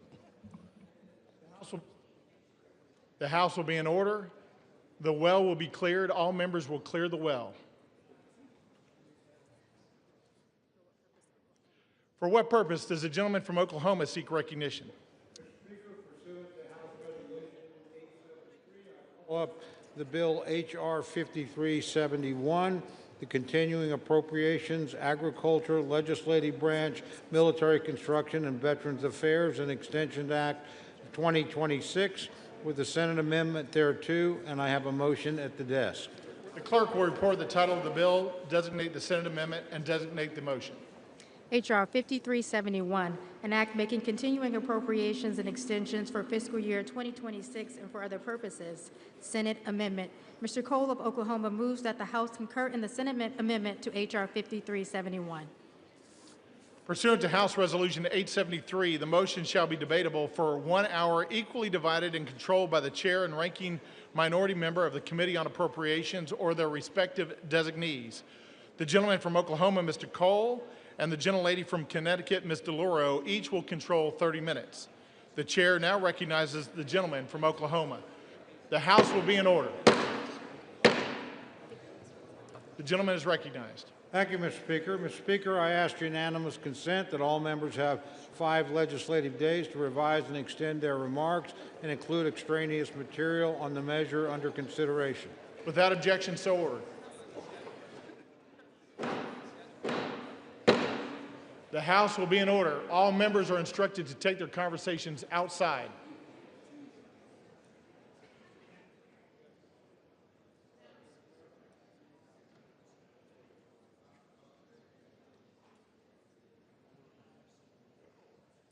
The gentleman from Oklahoma is recognized. Thank you, Mr. Speaker. Mr. Speaker, I yield myself such time as I may consume.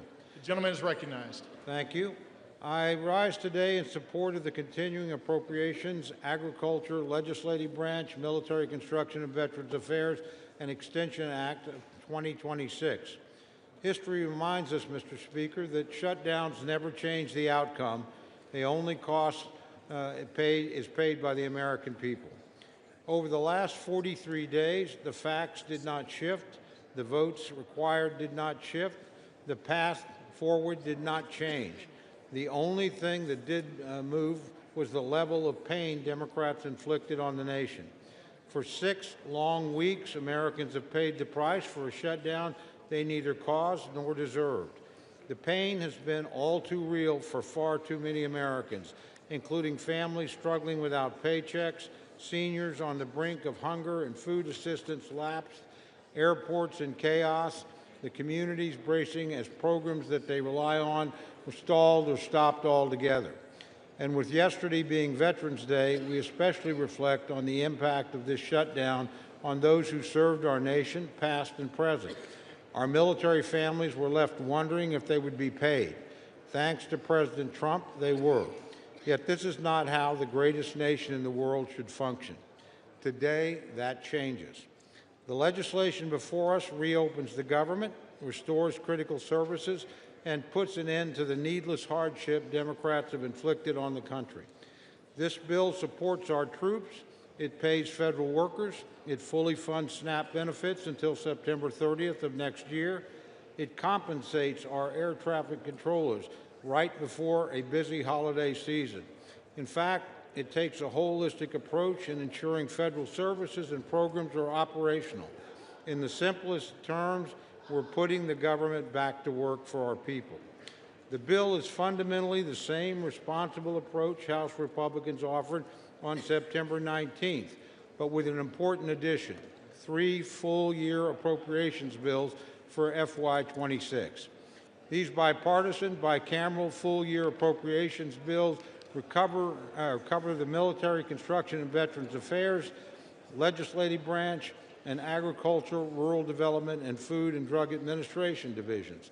Once passed, we will have full-year funding in place for many of our most crucial programs. Military construction needs will be met for a full year, as will medical programs for our nation's veterans. The legislative branch will be properly resourced, including critical funding enhancements for the Capitol Police and for member security. And agriculture, food, and nutrition programs like WIC and SNAP will be fully funded to help vulnerable people in need. Importantly, this legislation delivers member-driven community project funding in both the military construction and agricultural division, which will direct resources back into the hands of the communities we represent. This was a top priority for the Appropriations Committee, and we achieved it while holding overall spending levels in check. It's responsible appropriations progress like this that causes me to reflect on an important message to our friends in the Democratic leadership. My sincere apologies to Minority Leaders Jeffries and Schumer, but after today, you will no longer get to hold the government hostage, and you will not get to force a rushed, pork-filled Christmas omnibus at the end of the year. Republicans have actively restored a responsible line-by-line process. Over the next few months, we will continue this work and efforts through regular order. This Article 1 advancement is an accomplishment that every member of this chamber can be proud of, regardless of party. Yet some still need to decide what they stand for today. So to my colleagues on the other side of the aisle, do you want the leverage or do you want to legislate? Do you treat Americans as collateral damage or as constituents? And do you answer to your caucus or your country? For Republicans, the answer has been clear for the last 43 days. We have and we will continue to put Americans first. Democrats can join us. They have an opportunity to make the responsible choice to reopen our government and pass 3 official full-year appropriations bills. 8 Senate Democrats saw reason and did exactly that. I hope House Democrats do the same. True courage is taking responsible action for the nation, even when politics makes it inconvenient. Let's reopen the government and get back to work. With that, Mr. Speaker, I reserve the balance of my time. The gentleman from Oklahoma reserves. The gentlelady from Connecticut is recognized. Thank you, Mr. Speaker. The House is now in order. Thank you. House will be in order. Thank you very much, Mr. Speaker. I yield myself 7 minutes. The gentlelady is recognized. I rise in opposition to this bill that does nothing, not one thing, to address the Republican health care crisis amid a cost of living crisis. More than 20 million Americans will have to pay double, even triple their monthly insurance premiums in just a matter of weeks. And this bill leaves families without even a glimmer of hope that their costs might go down. Energy prices are up, grocery prices are up, housing costs are up. When 2/3 of American workers are living paycheck to paycheck, you can understand why the most important issue on their minds is affordability. What does President Trump say? And I quote, affordability is a con job, end quote. How out of touch can you be? Mr. President, start to listen to the American people, not your millionaire, billionaire friends. President Trump and my Republican colleagues refuse to address this issue. They continue to avoid it.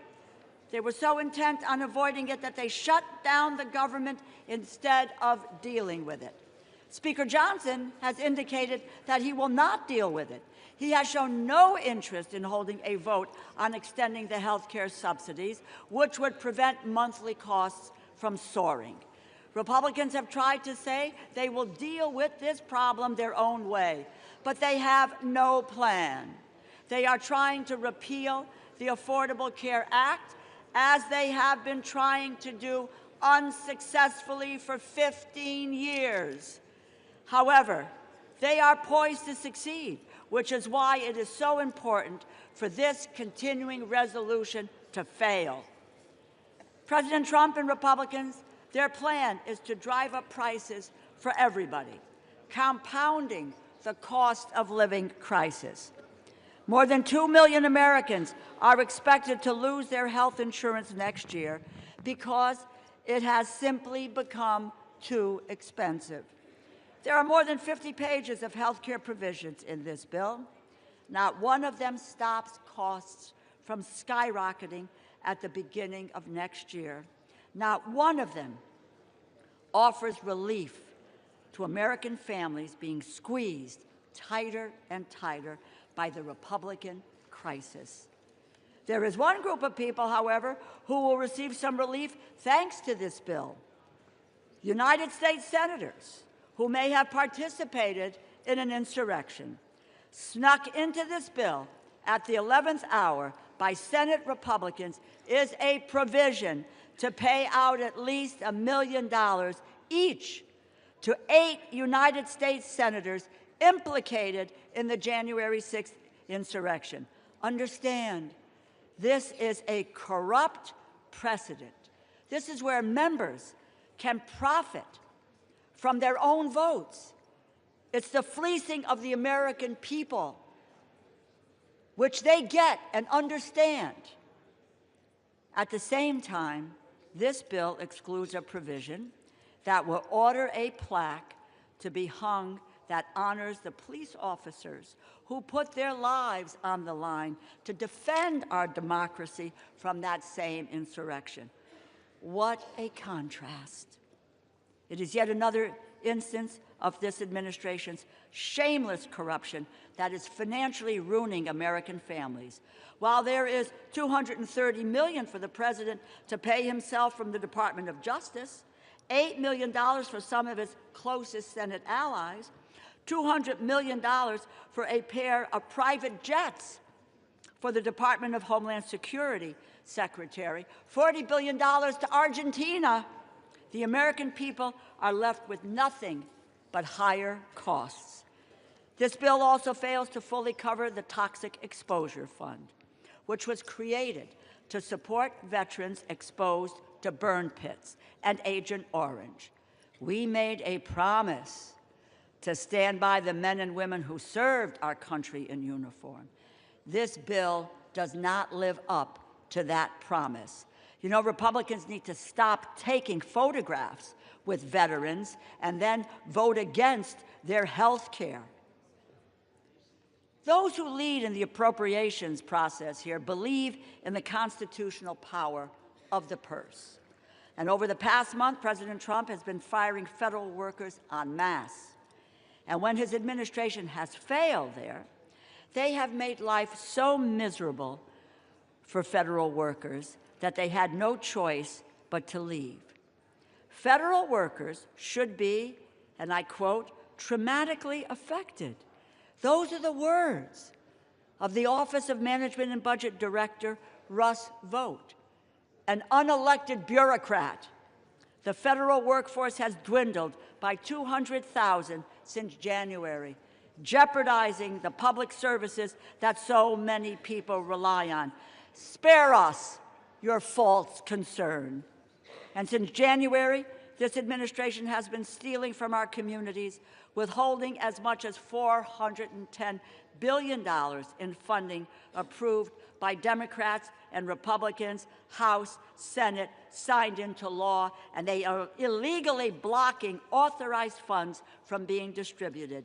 Even now, as we debate this bill, the Trump administration is arguing to the Supreme Court that they should be allowed to withhold food stamp funding that Congress lawfully approved. They were ordered by 3 separate courts to distribute food assistance and are still fighting to withhold it. It is not connected to opening this government. They have the money. They have it now for food stamps. They just refuse to use it. Imagine using food as a political weapon, unspeakable and immoral.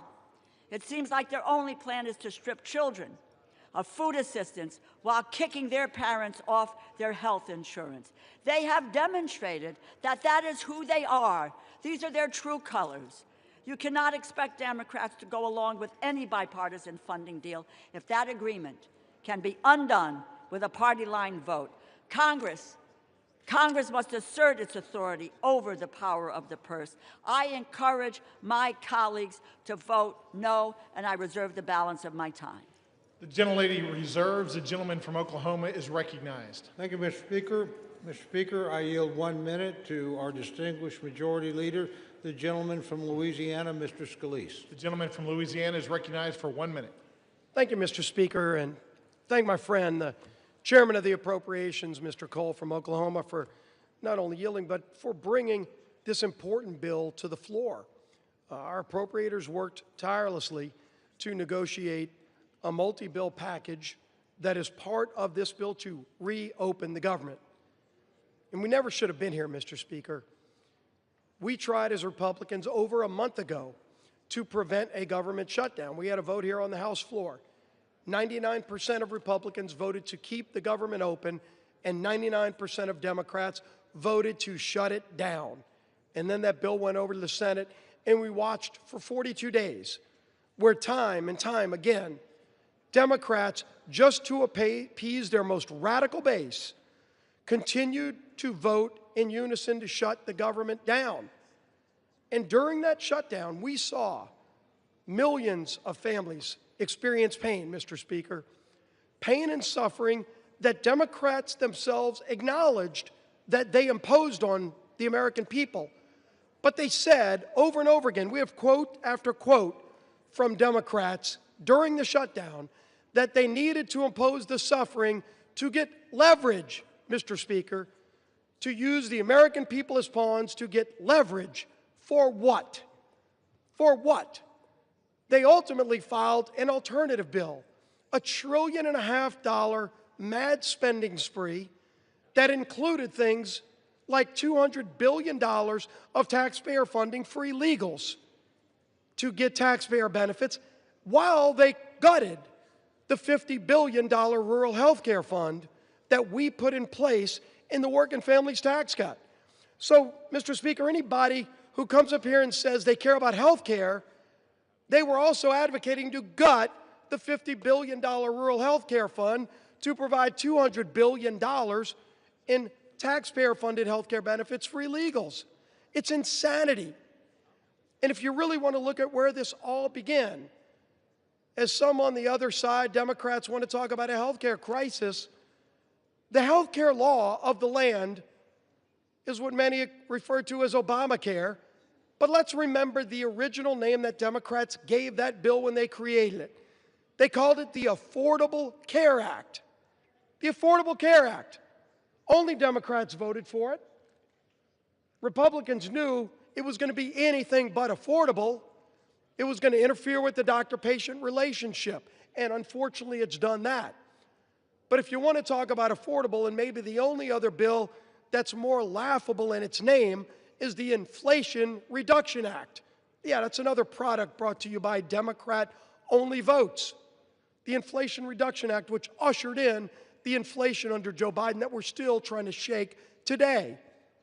But the Affordable Care Act, Mr. Speaker, since it started, Americans have seen over 80% increases in their health care costs because of a Democrat-created bill that they want to now blame on Republicans. I understand why they would want to try to now pawn that off on somebody else. But then if you look over time, during COVID, they created a temporary relief fund, not to individuals, Mr. Speaker, but to insurance companies. Democrats created a temporary, they called it temporary in the law, temporary COVID relief tax credit to insurance companies to bail out big insurance companies who are seeing record profits, and that's now what they want Republicans to renew. A insurance company bailout that Democrats created to be temporary. They set it up to expire. And now they're saying that the world's going to end if that insurance company bailout doesn't get renewed. While at the same time, when we as Republicans worked to actually lower premiums for families, they fought it every step of the way. That's right. We had a bill that we passed through this House just a few months ago in the Working Families Tax Credit. Part of that bill was called the cost share reduction, was scored by the CBO to lower premiums for families by over 12%. And what happened? It gets over, and by the way, every Democrat voted against that too, because they've never cared about lowering premiums. Then that bill gets over to the Senate. Senate Democrats worked overtime to get that provision removed. And if you go look at Senate Democrat Budget Committee website, they still brag that they removed that provision that would have lowered premiums for families.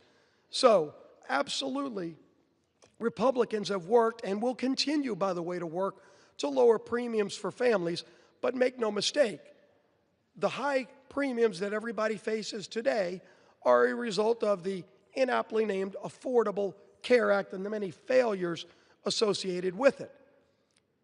But this bill today is about ending the misery Democrats created on families. That is just about funding the government, not about solving other problems that we should be working to solve, but about getting the government back open while not holding the American people hostage. And that, Mr. Speaker, is what has disgusted the American people most during this shutdown. That should have never happened, but it's that it has caused real suffering for American families. Our men and women in uniform that had to wonder whether or not they're going to get paid. Air traffic controllers who already had a highly stressful job and then had to show up for work without getting paid. Multiple paychecks missed. Now you're seeing, because a lot of those air traffic controllers have to go work jobs as Uber drivers. They aren't even being able to show up for work because they still have bills due, their rent's due. They're trying to put food on their table, and Democrats want to vote no tonight to keep denying them food. The 42 million SNAP recipients, those people that are low income that need those food benefits, if you vote no today, you are voting to deny those 42 million low-income families basic food needs. Don't talk about how much you care about low-income people and vote no tonight to deny them food, basic services, basic things that American families need who shouldn't be part of the leverage Democrats want to show their radical base that they're fighting Donald Trump because they're upset with the results of the election from November. It is time to end this madness, Mr. Speaker. Let's get this government back open. Let's go negotiate our differences, which are many, but let's do it while not continuing to hold the American people hostage. I urge my Democrat colleagues who have voted relentlessly to shut this government down and impose this suffering on the American people to stop. Stop imposing the suffering. Let's open the government. Let's get back to the work of the American people. I yield back the balance of my time. The gentleman from Louisiana yields back. Does the gentleman from Oklahoma reserve? I do, Mr. Speaker. The gentleman reserves. The gentlelady from Connecticut is recognized. I remind the Majority Leader that a 60-year-old couple earning $82,800 per year, annual premiums will rise by over $17,000, a 255% increase. It now gives me great pleasure to yield 3 minutes to the gentleman from Georgia, the distinguished ranking member of the Agricultural and Rural Development Subcommittee, Mr. Bishop. The gentleman from Georgia is recognized for 3 minutes. Thank you, Ranking Member DeLauro. As Ranking Member of the Agriculture, Rural Development, and FDA Subcommittee, I rise to oppose this bill. Though it does represent, for the most part, solid bipartisan work to provide investments in agriculture in rural America, I am disappointed that the rest of it falls far short of the needs of most Americans. Healthcare providers and patients are frustrated and frightened by the imminent skyrocketing of healthcare costs caused by the loss of the ACA tax credits and cuts to Medicaid, Medicare, and life-saving biomedical research. My constituent, Angela Holmes, is unable to walk without debilitating pain. She's worried that without tax credits, she won't be able to afford health insurance to complete the multiple back surgeries she needs. For many Georgians, health care is a matter of life and death. Our Republican colleagues could have corrected this in the Rules Committee, but they rejected an amendment last night that would have lowered health premium costs. To me, that's unconscionable. So are the administration's actions during the shutdown. As a Christian, I'm outraged that USDA used the shutdown to illegally withhold SNAP from 42 million Americans. USDA had the chance to do the right thing and use designated contingency funds, but rejected it. And when ordered to do so by the courts, they fought all the way to the Supreme Court to keep hungry families from receiving food. America produces the highest quality, safest, most affordable, and abundant food, fiber, and medicine anywhere in the world. To that end, this bill provides many welcome investments. It fully funds SNAP and WIC, replenishes the SNAP and WIC contingency funds, and fully funds cash value vouchers for fruits and vegetables for women and children. It also helps rural America by providing $1 billion in single-family direct home loans, $120 million over the House level, and funding water and wastewater programs at $446 million, both issues that Democrats tried to address in full committee. The bill provides $1.8 billion for the Agricultural Research Service, $1.6 billion for NIFA, protecting farmers, small businesses, and families against President Trump's budget request to eliminate land-grant university research and extension activities across the country. I'm pleased to see that the bill language requires USDA to notify Congress before canceling grants over $1 million. The agricultural portion of this bill does make positive steps in the right direction. The bill discards many of the harmful policy riders, which in the House bill, yet it does not go far enough to negate House language falsely questioning the safety of mifepristone and encouraging FDA to explore liability protections for certain infant formula manufacturers, over which the agency has absolutely no jurisdiction. And while the overall funding package may reopen the government for a month or two, this bill does not address the breach of trust this administration has demonstrated since January. They failed to follow the law, and we cannot trust that they will even execute this bill if we vote on it today. The gentleman's time has expired. They have 15 seconds. 15 seconds. The gentleman is recognized for an additional 15 seconds. They fail to follow the law, and we can't trust that they'll execute the law. They cut SNAP by 20% in the big ugly bill this summer, dismantled funded federal programs, fired federal workers, and illegally ignored court orders. This bill fails to address the health care crisis, and bipartisan outrage has erupted over language in the bill to pay millions of dollars of taxpayer dollars to a handful of senators whose phone records were subpoenaed in relation to the January 6th investigation. It's a bad bill. The gentleman's time has expired. The gentleman yields back. Does the gentlelady from Connecticut reserve? The gentlelady reserves. The gentleman from Oklahoma is recognized. Thank you, Mr. Speaker. Mr. Speaker, I recognize yield 2 minutes to my very good friend, distinguished gentleman from Texas and distinguished chairman of the Military Construction and Veterans Subcommittee of the Appropriations Committee, Mr. Carter. The gentleman from Texas is recognized for 2 minutes. Thank you, Mr. Speaker, and I want to thank my longtime friend, colleague, and the chairman of the Appropriations Committee, Mr. Cole, for yielding me the time. I rise in support of H.R. 5371 and look forward to reopening the government. The shutdown has gone on long enough, and it's time to end it. Yesterday was Veterans Day, and it's a timely reminder of the commitment our armed forces personnel have made and the responsibility that we have to take care of those who serve our nation. Military construction and veteran affairs component of the legislation meets that goal.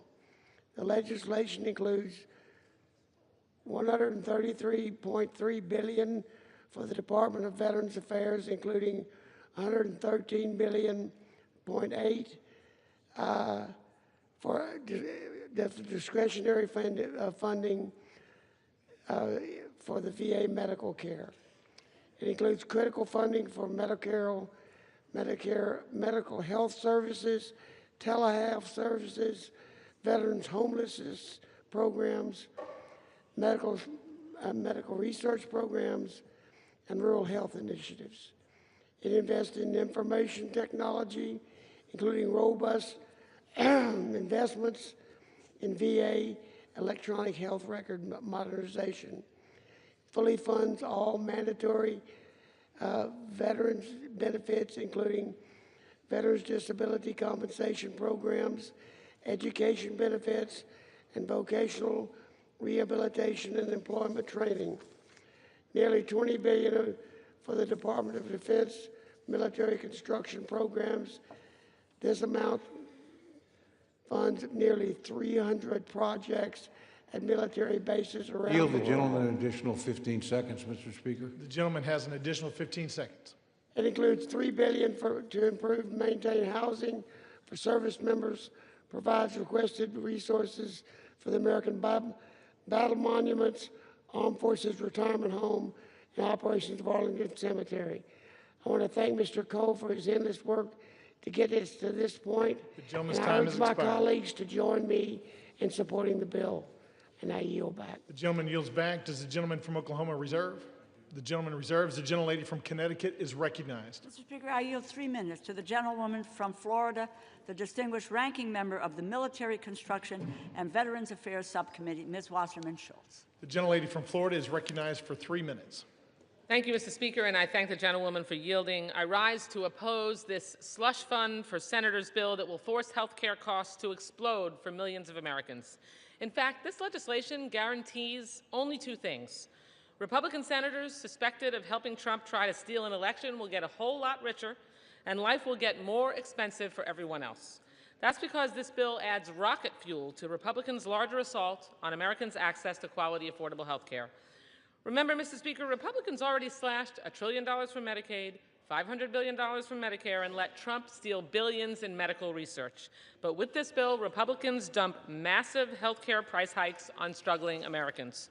Millions will be priced out of any coverage at all, which will drive coverage costs up and health services down for all of us. It's a health budget nightmare for America's families and a slush fund lottery win for 8 Republican senators. Because the one thing that we can all agree on, unless you're Jeffrey Epstein's best friend in the White House, is that the cost of living is out of control. Rent, home insurance, and electric bills are all soaring. The cost of beef, coffee, and vegetables just keep climbing. People are really struggling to get by. Yet Donald Trump continues to block SNAP benefits to 42 million struggling seniors, patients, and veterans. How anyone could swipe food from the plates of nearly 20 million children like that is simply disgusting, but that same moral bankruptcy is embedded in this bill. This bill unleashes huge health insurance hikes on 203,000 people in my district alone, and 82,000 people will lose coverage altogether due to the impact of the big ugly law and soaring ACA prices. Worse, this bill also reneges on our commitment to veterans. As the ranking member of the Military Construction and Veterans Affairs Appropriations Subcommittee, I take our promises to veterans personally and seriously. Just this summer, I secured bipartisan support for my amendment to restore $51.7 billion in advance funding for the Toxic Exposures Fund. This is funding, mind you, that President Trump sought in his budget. Yet as Republicans slipped a slush fund for senators into this bill, they gutted a critical funding protection for veterans.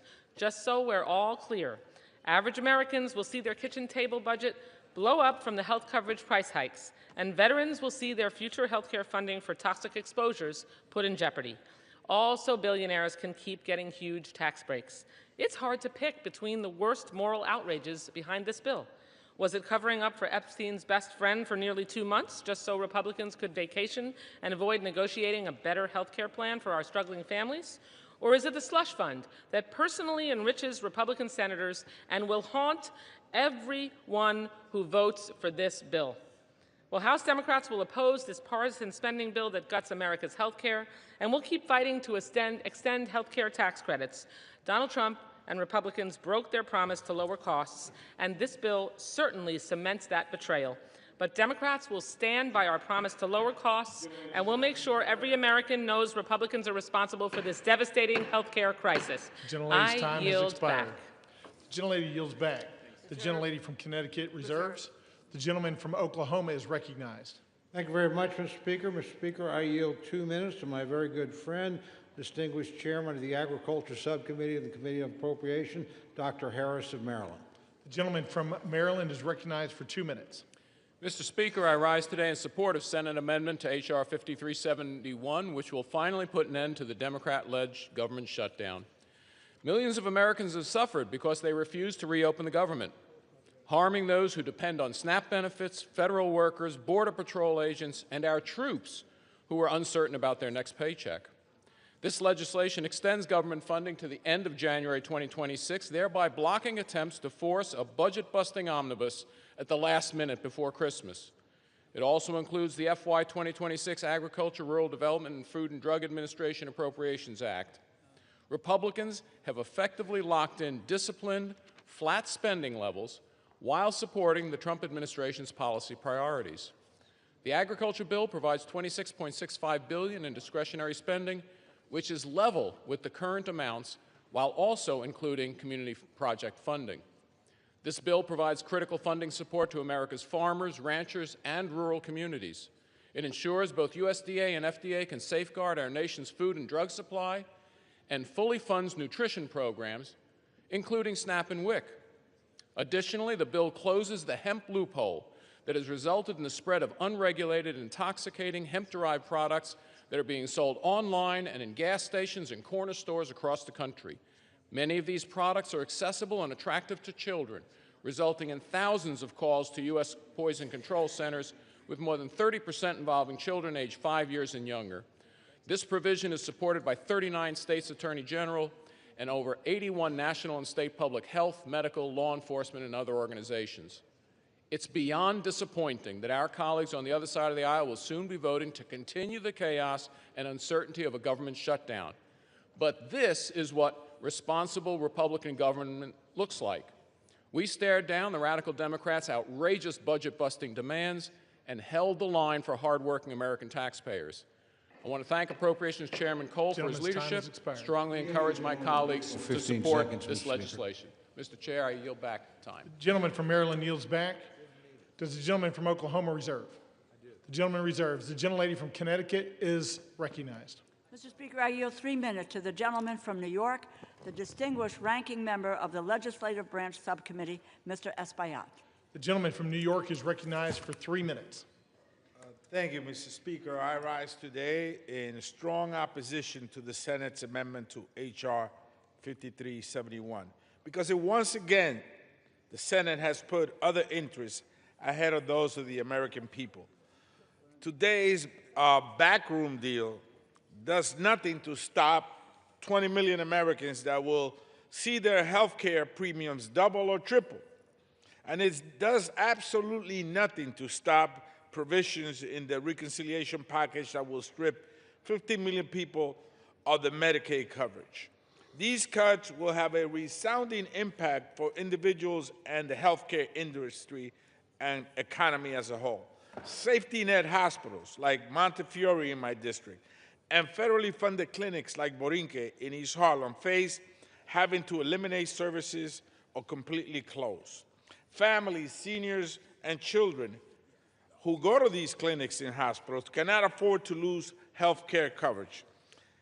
On top of that, Mr. Speaker, the legislative branch bill, which was done unilaterally, not with the consultation of both sides, it was done on its own, in the Senate, in the dark, in cahoots with a bunch of people, includes a provision that will line the pockets of 8 senators that we know of by allowing them to sue the government for millions of dollars if the Department of Justice subpoenas their phone records or seeks a lawful non-disclosure order.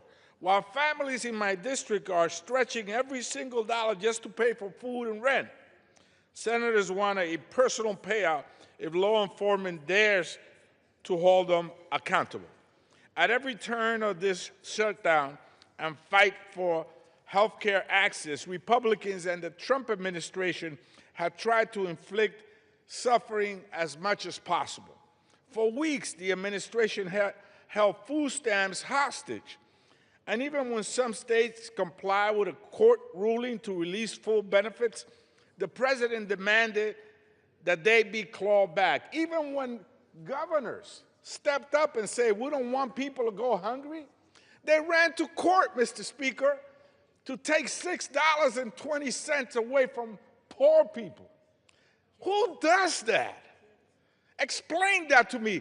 Who takes $6.20 away from a single mom or a hungry senior? That's the state of America today. Unbelievable. And here we are to vote on this. I will be casting my vote as a no. In fact, it will be a hell no tonight. The gentleman from New York yields back. The gentlelady from Connecticut reserves. The gentleman from Oklahoma is recognized. Thank you, Mr. Speaker. Mr. Speaker, I yield 2 minutes to my very good friend, the distinguished gentlelady from Michigan and chairman of the House Republican Conference, Ms. McClain. The gentlelady from Michigan is recognized for 2 minutes. Thank you, Mr. Chairman, and thank you, Mr. Speaker. And God, I love the compassion and the passion on the other side of the aisle. You know, we're worried about taking money out of families. Well, you know what? Y'all can do the right thing and vote yes. If not, you're the ones that are taking money from needy families, not us, because yes means yes, we want to feed the families. We want to have SNAP programs. No means we don't fund those programs. See how simple that is? But keep on with the rhetoric. I mean, it's cute, but the American people don't buy it. So, I mean, listen, for the past 40 days, Democrats have inflicted needless pain on hardworking Americans. They stranded millions of travelers. They denied food assistance for hungry families. And how did they do that? When you vote no to continue funding, that means you deny food stamps for hungry families. No means no, you don't want to pay them. Yes, like the Republicans vote, that means yes, we do want to pay them. So, you know, they left our troops wondering when they'd get their next paycheck. And for what, Mr. Speaker? To use the American people as leverage. Don't take my word for it, take theirs. Leverage for more wasteful Washington spending. Spending that no one other than the radical left ever wanted. And to remind the American people, they wanted $1.5 trillion of their hard-earned tax dollars. But what did they get in return? They got nothing. They got nothing because Republicans refused to waste the American people's money. Not a dime for their radical climate change, not a dollar for tax-funded benefits for illegals, and not one single concession to their radical far-left base. Millions of Americans whose lives were upended by the Democratic shutdown will remember this. Yield the gentlelady an additional 30 seconds. Thank you. The gentlelady is recognized for an additional 30 seconds. Thank you. The American people will remember who held them hostage for petty political reasons and who fought to put America first. So now that this shameful charade is over, House Republicans will continue our work on behalf of the American people. We will restore regular order to the appropriations process. We will continue to fulfill the mandate of the American people, and we will keep delivering results for American people, because that's what we're here to do for, not to play politics. So with that, Mr. Speaker, I yield. Thank you. The gentlelady from Michigan yields back.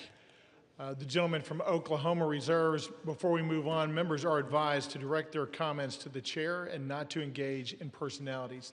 The gentlelady from Connecticut is recognized. Thank you, Mr. Speaker. I have the greatest honor, really, to yield time, 2 minutes time, to the gentlewoman from California, the distinguished Speaker Emerita, Ms. Pelosi, and I might add, probably the epitome of the best speaker that this nation has ever had, in addition to which millions of Americans have health care coverage through the Affordable Care Act because of Speaker Pelosi, and she's also Italian-American. Thank you. I yield. And a grandmother. The gentlelady from California is recognized. Thank you, Mr. Speaker. I thank the gentlewoman for yielding, Madam Chair, and once and future Chair of the Appropriations Committee, and thank her for her leadership and her kind words. I take heed, Mr. Speaker, of your comment to address my remarks to you and not to your colleagues. So I can say to you, and perhaps you can tell them, either they don't know what they're talking about or they don't care about meeting the needs of the American people. Did any one of them vote? Did any one of them vote to eliminate a need for a pre-existing condition in health care? Not one of them. Did any one of them vote to say if your children get to be 26, until they're 26 years old, they have access to your policy? Not one of them. Did any of them vote to bring a woman as being a pre-existing medical condition? Not one of them. The list goes on and on. Do any one of them vote for the Affordable Care Act, which, Mr. Speaker, you can tell them, was paid for? And then later, when we decided that we could extend the tax credits further so more people could have more access to care, did anyone vote for that? No. So all they have done is try to eliminate access to health care in our country. The public is catching on to them. You might tell them if a woman is born with a child that has a heart condition, she's out of luck with what they are proposing. If a father gets a stroke, forget about it. If you have a sibling with a disability, they don't care. And if your wife has breast cancer, you've got big bills to pay because they want to take away health care, whether it's Medicaid to tens of millions of people, $500 billion from Medicare for seniors and people with disabilities, millions of dollars added to the cost for families for access to the Affordable Care Act. The list goes on and on. Either they don't know or they don't care. I'll say one more thing as a grandmother and mother. How about the President of the United States on Halloween night having a Halloween party? And saying to the Supreme Court, please don't make me feed the children or the poor people in our country. Going to the Supreme Court for that means cruelty is not even comes close to the word that is needed for that kind of behavior. The worst president for children America has ever seen. I yield back. The gentlelady from California yields back. The gentlelady from Connecticut reserves. The gentleman from Oklahoma is recognized. Thank you, Mr. Speaker. Mr. Speaker, I yield 2 minutes to my very good friend, distinguished gentleman from West Virginia and member of the Legislative Branch Subcommittee and Committee of Appropriations, Mr. Moore. The gentleman from West Virginia is recognized for 2 minutes. Thank you, Mr. Speaker. I rise today to support the Senate amendment to H.R. 5371, which includes full funding for the legislative branch. I'm honored to serve as the vice chairman of the Legislative Branch Subcommittee, and I'm grateful to Chairman Valadao for his leadership on that committee. It has been a long road to bring this bill to the floor, a road that was made significantly longer by totally unnecessary Schumer shutdown that we've been living in. The bill before us not only reopens the entire government, but ensures that the House and its supporting agencies remain working for the American people. The bill invests in safety and security.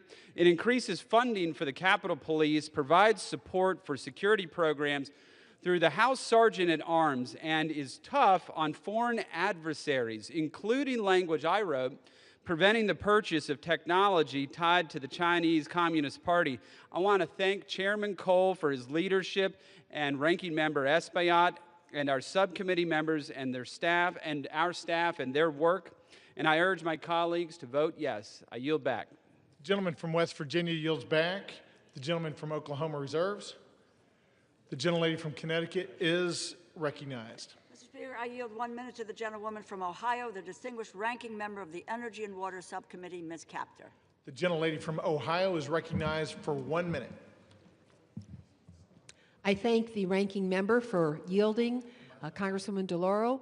Congress today should vote for affordable health insurance for Americans and reduce its rising costs. Instead, in the dead of night, 8 Senate Republicans slipped into this bill a payola for themselves, literally raking millions of dollars to themselves. This payola, it's called corruption.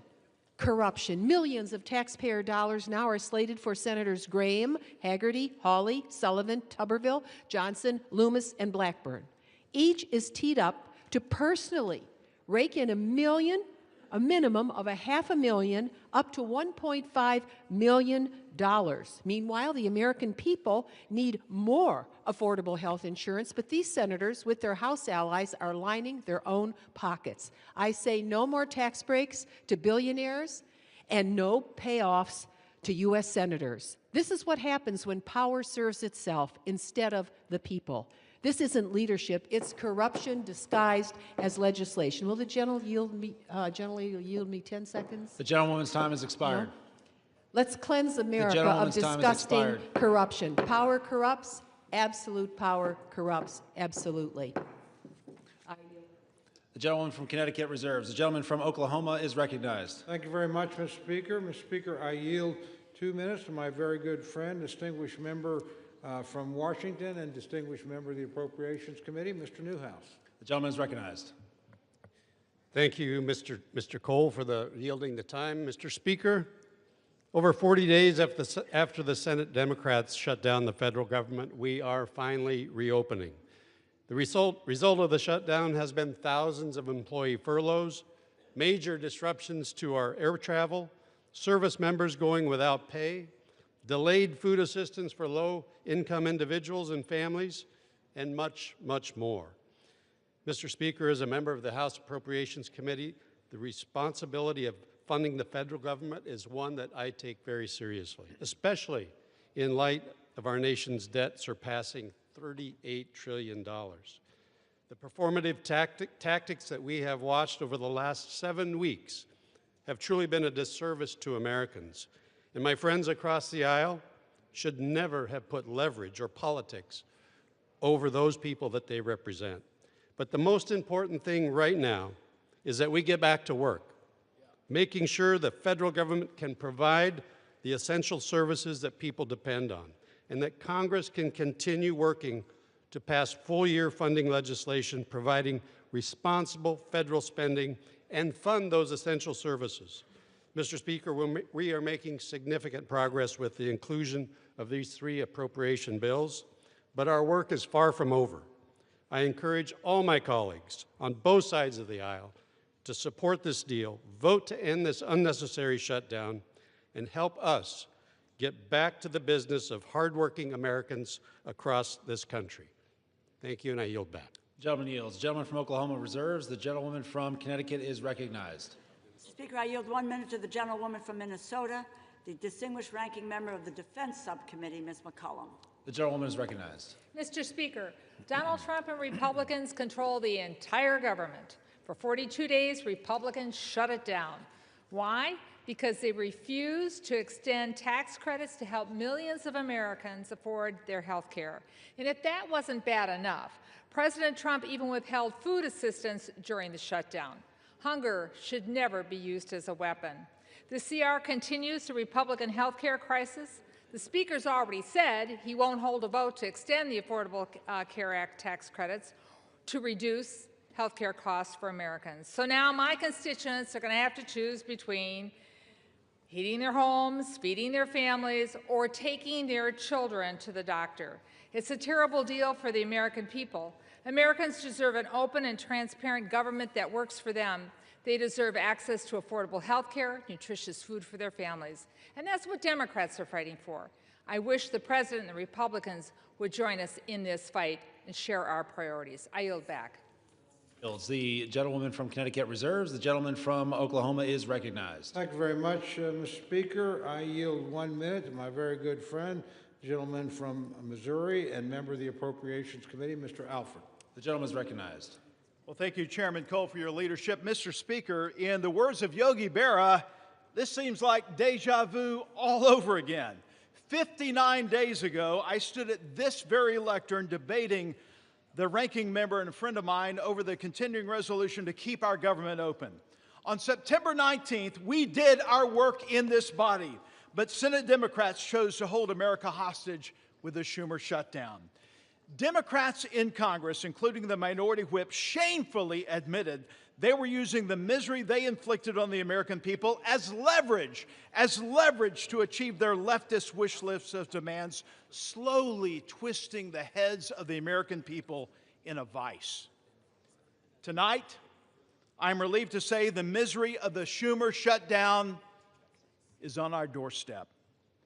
Mr. Speaker, this package proves that when Republicans stay united and put America first, we can govern with strength, compassion, and common sense. Tonight, Mr. Speaker, tonight we will reopen the government and liberate the Schumer hostages. And with that, I yield back. The gentleman yields. The gentleman from Oklahoma reserves. The gentlewoman from Connecticut is recognized. Mr. Speaker, I yield 1 minute to the gentlewoman from California, a member of the Appropriations Committee, Mrs. Torres. The gentlewoman is recognized. Mr. Speaker, I rise in strong opposition of this deeply flawed bill because the American people deserve better. Since Trump returned to office, Republicans have created an affordability nightmare, a mass transfer of hard-earned taxpayers' dollars to billionaires. In my district alone, more than 350,000 people are facing skyrocketing health care costs or cuts to critical services. Republicans shut down the government instead of finding bipartisan solutions to keep care affordable and took a 7-week paid hiatus, during doubling health care costs for working families, cutting off food assistance right before Thanksgiving, and letting Trump spend his holidays pardoning insurrectionists, enriching billionaires, cozying up to dictators, and building himself a new ballroom, all while taking food away from families in need. And now Senate Republicans want to reward themselves with a taxpayer-funded handout. Shameful, shameful, shameful. House Republicans should be here doing their jobs, not making life harder for working families. I urge a no vote. Members are advised to direct their comments to the chair and not to engage in personalities toward the president. The gentlewoman from Connecticut reserves. The gentleman from Oklahoma is recognized. Thank you, Mr. Speaker. Mr. Speaker, I yield 1 minute to my very good friend, distinguished gentleman from Texas and chairman of the House Budget Committee, Mr. Arrington. The gentleman is recognized. Mr. Speaker, the Democrats rejecting a clean CR, shutting the government down, creating all the havoc, the pain and suffering for our fellow Americans is so obviously disingenuous. They never vote against clean CRs. Never. For 4 years under Biden, you all didn't reject one clean CR. Chuck Schumer, in 44 years, never rejected a clean CR. So, Mr. Speaker, what's it about? They say policy. They put forward a proposal, Mr. Chairman. They said it's about health care for illegals. They repeal work requirements for able-bodied adults. That's an 80-20 issue in this country. They put forward a spending bill of $1.5 trillion. That's twice the discretionary budget. Mr. Chairman, they'd be spending more money than we've ever spent outside of COVID. That's their counter-proposal. It's not only disingenuous, it's unserious. So what's it about? It's about politics. It's about resisting and fighting and undermining Donald Trump. But here's the deal. They're not fighting and resisting Donald Trump. They're undermining the will of the American people that gave Trump the presidency. Yield the gentleman an additional 15 seconds. The gentleman is recognized. They undermine the will of the people who overwhelmingly elected President Trump and gave him the mandate of the America First agenda. So you're not resisting us. You're posturing and placating the radical left. And you are holding back what the American people wanted, and that was a new direction for this country. I yield back.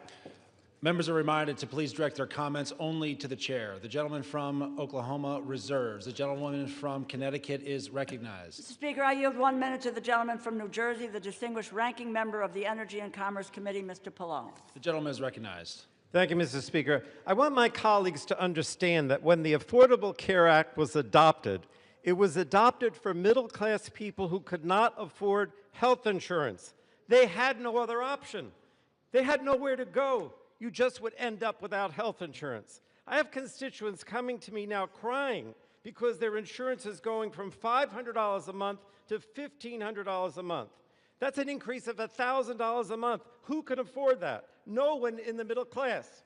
At the end of 2024 last year, during a Democratic administration, the number of insured Americans was at a record high of about 95%. Democrats worked for that. Then Trump comes in, the Republicans come in with their big ugly bill, and they make cuts to Medicaid, cuts to hospitals and nursing homes, and no funding to extend the ACA tax credits. So what's going to happen? More and more people will have no health insurance. That's the bottom line. They will not have health insurance, and the Republicans don't seem to care. But I want you to know that the Democrats care and will continue to fight for you. The gentleman yields. The gentlewoman from Connecticut reserves. The gentleman from Oklahoma is recognized. Thank you, Mr. Speaker. Speaker, I yield 1 minute to the distinguished gentleman from Guam, my very good friend, Mr. Moylan. The gentleman is recognized. Thank you to my friend from Oklahoma. Mr. Speaker, Guam is home to 3,372 federal employees, more than 43,000 SNAP recipients, and over 9,000 WIC recipients, and more than 20,000 veterans, all of whom have been impacted by this shutdown. If we continue to put politics over our country, my constituents will continue to suffer. Simply put, this gets us back on track, ensures funding for those who need it is in place, and turns the lights back on. This bill ensures that families receive the assistance they need, veterans have access to care, and our island is reimbursed for the sacrifice we made to keep federal programs running during this difficult time. I urge my colleagues to support this bill and to deliver for American people. The time for deliberation is when the government is open and people have the assistance they need. I reserve.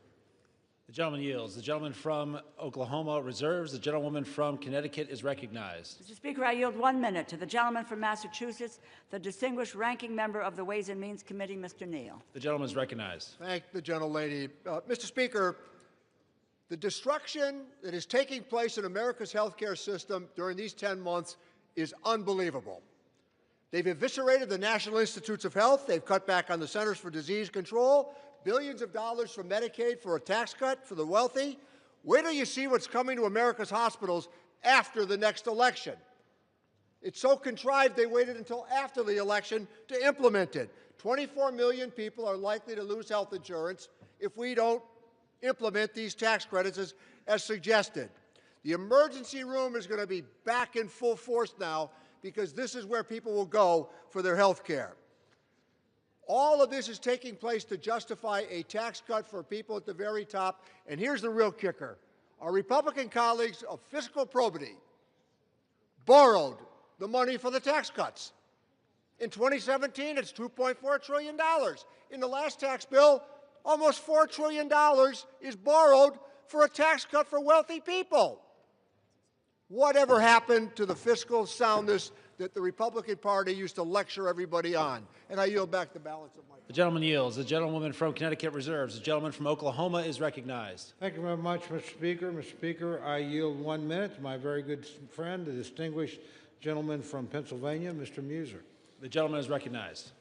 I thank Chairman Cole for his leadership. Mr. Speaker, if this were a library, we would have the fiction side over there and the nonfiction side over here. The only thing that's not fiction, however, is their consistent criticism of the health care system known as Obamacare that they created. That's what this fight seems to be about. And that's the one end of things that is truthful. Today, Mr. Speaker, after 6 weeks of no pain, or excuse me, lots of pain and no gain, they're going to vote again to keep the government closed. They're going to vote again. They're whipping their votes so they would not be paying federal workers. They won't be funding essential programs like SNAP and undo the chaos at our airports. Okay, I spent the last 43 days in my district talking with these groups, talking with SNAP, talking with Head Start, seeing their pain, realizing it, understanding it. Some of my colleagues did the same, but shockingly, they're still going to vote to keep the government closed and keep this funding from being delivered. It's time to fix the damage the Democrats have caused. With this vote tonight, Republicans will restore SNAP payments. We'll get TSA and air traffic control. Yield the gentleman an additional 15 seconds. And you know what, thank you, Chairman. And you know what, Mr. Speaker? Yesterday was Veterans Day. Veterans didn't fight for the red. They didn't fight for the blue. They fought for the red, white, and blue. Maybe tonight we can follow their example. I yield back. The gentleman yields. The gentleman from Oklahoma reserves. The gentlewoman from Connecticut is recognized. Mr. Speaker, I yield 1 minute to the gentlewoman from Washington, Ms. Del Bene. The gentlewoman is recognized. Thank you, Mr. Speaker. This bill fails to address the fundamental needs of families across our country. Americans have made it crystal clear that affordability is their #1 concern. President Trump and Republicans promised to lower costs on day one, and that's been one big broken promise. Healthcare premiums are skyrocketing because Republicans refuse to extend the ACA tax credits, causing healthcare costs to go up for everyone. Over 4 million people will be forced off their coverage next year because it's too expensive. This is on top of soaring prices for food, energy, and housing. It's unacceptable for the wealthiest nation in the world. Republicans who say they support affordable health care should be standing up for their constituents rather than following in line behind President Trump. I'm going to keep fighting for affordable health care and lower costs. The American people deserve better. I yield back. The gentlewoman yields. The gentlewoman from Connecticut reserves. The gentleman from Oklahoma is recognized. Thank you very much, Mr. Speaker. Mr. Speaker, I yield 90 seconds to my very good friend, the distinguished gentleman from Texas, Mr. Gooden. The gentleman is recognized. Thank you, Mr. Speaker. Throughout this sham and shame of a shutdown, we've heard so many lies from the Democrats. And over the last 45 days, and especially the last 45 minutes, I've heard them say this is an evil bill. Republicans don't care about the disabled. Trump is the worst president in history for children. They've said that Republicans are to blame for the fentanyl crisis. Republicans shouldn't take photos with veterans. January 6th, of course they mentioned that. Republicans are corrupt, and they've said that Republicans are starving kids. What they haven't said is the one thing that this bill does, which is open up the government. Not one Democrat is getting up here saying this bill opens the government. So let me remind them and my colleagues and the American people, this bill opens the government tonight. And the American people have Republicans to thank for ending this shutdown and opening the government. I urge a yes vote. I am proud to vote yes, and I am so disappointed in my Democratic colleagues because for the life of me, throughout my time in the House, I've heard them talk about how wonderful it is to keep the government open and that a shutdown is so bad and can never happen. And tonight they won't even admit that this bill opens the government, and this is what we need for this country tonight. So I urge a yes vote, and I yield back. The gentleman yields. The gentleman from Oklahoma reserves. The gentlewoman from Connecticut is recognized. Mr. Speaker, I yield 1 minute to the gentlewoman from California, Ms. Barragan. The gentlewoman is recognized. Thank you, Mr. Speaker. I oppose the Republican spending bill that makes health care more expensive for hardworking Americans. While Republicans were on their 7-week-plus vacation, all our constituents were receiving notices of premium increases. A constituent of mine, a lifelong educator, has been told that her premiums will jump from $383 to nearly $1,000. Meanwhile, Trump and Republicans can find money for a fancy ballroom. They can give tax breaks to billionaires, and they even included millions of dollars in cash payouts in this bill for 8 Republican senators. If anyone else in government gave themselves millions in taxpayer money, they would go to prison.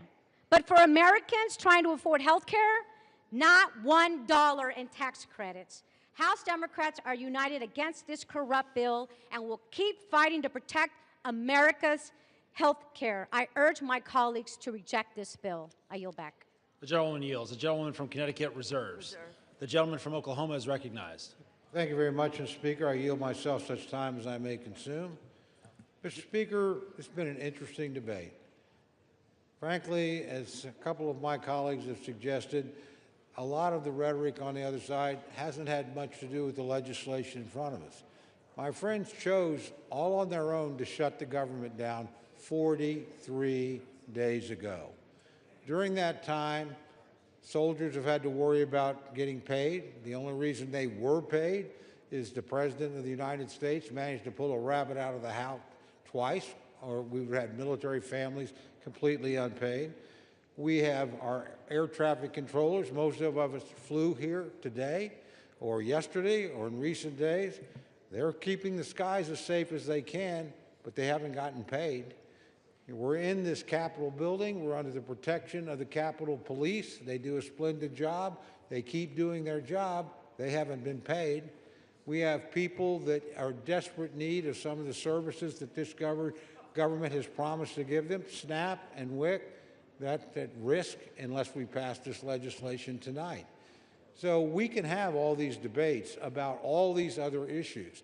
As a matter of fact, my friend the Speaker, his counterpart in the United States Senate, the Majority Leader, and the President have said, when you open the government, we'll be happy to talk to you about some of these issues. But you're not going to shut down the government, punish the American people, put people's lives at risk, and think we're going to sit down and negotiate with you under those circumstances. That is not going to happen. We told you 43 days ago, from bitter experience, government shutdowns don't work. They never achieve the objective that you announced. And guess what? You haven't achieved that objective yet, and you're not going to. We did the same thing twice, so I'm not saying that we've got clean hands over here. You guys did it on DACA, didn't work here, not going to work here. Only people that have suffered have been the American people, the people that we're all here to serve. So let's keep the focus on getting the government back open. I would also add, and I appreciate this very much, there have been robust discussions back and forth, and we have 3 appropriations bills attached to this. They're appropriations bills that do important things. The Ag bill will make sure that people that rely on WIC and SNAP don't have to worry about another government shutdown between now and September 30th of next year. The Ledge Branch bill will make sure that the Capitol Police and everybody else at staff that allow this chamber to function don't have to worry about not getting paid until September 30th of next year. And obviously, military construction and, more importantly, veterans rely on benefits commitments we have made. Passage of this bill makes sure that those commitments will be fulfilled between now and September 30th next year. And we buy the time to sit down and rationally and responsibly negotiate other appropriations bills that we can bring, I hope, in a bipartisan basis to this floor to keep the government open. So I would just ask my friends to reflect on that. I hope some of you feel the weight of that decision. I know you do. And I hope you can vote to keep the government open. There's no excuse to shut it down. The United States Senate operated to keep it open in a bipartisan fashion. Now, it took them a long time to do it, but they got there. Let's not follow that example. Let's follow when they finally got the job done, they sent us a product. It's not a perfect product. It's got some things in it I don't like. But frankly, if we kept the government open, we would have never been in this situation in the first place. So I would just ask my friends to remember their constituents. I know they think about them. I know they're serious about the points they make. Reopen the government. Raise your issues. Let's see if we can come to a negotiated settlement. But let's not punish the American people. A no vote on this, again, means soldiers and military families don't get paid. A no vote means that people in need of SNAP and WIC might not get it.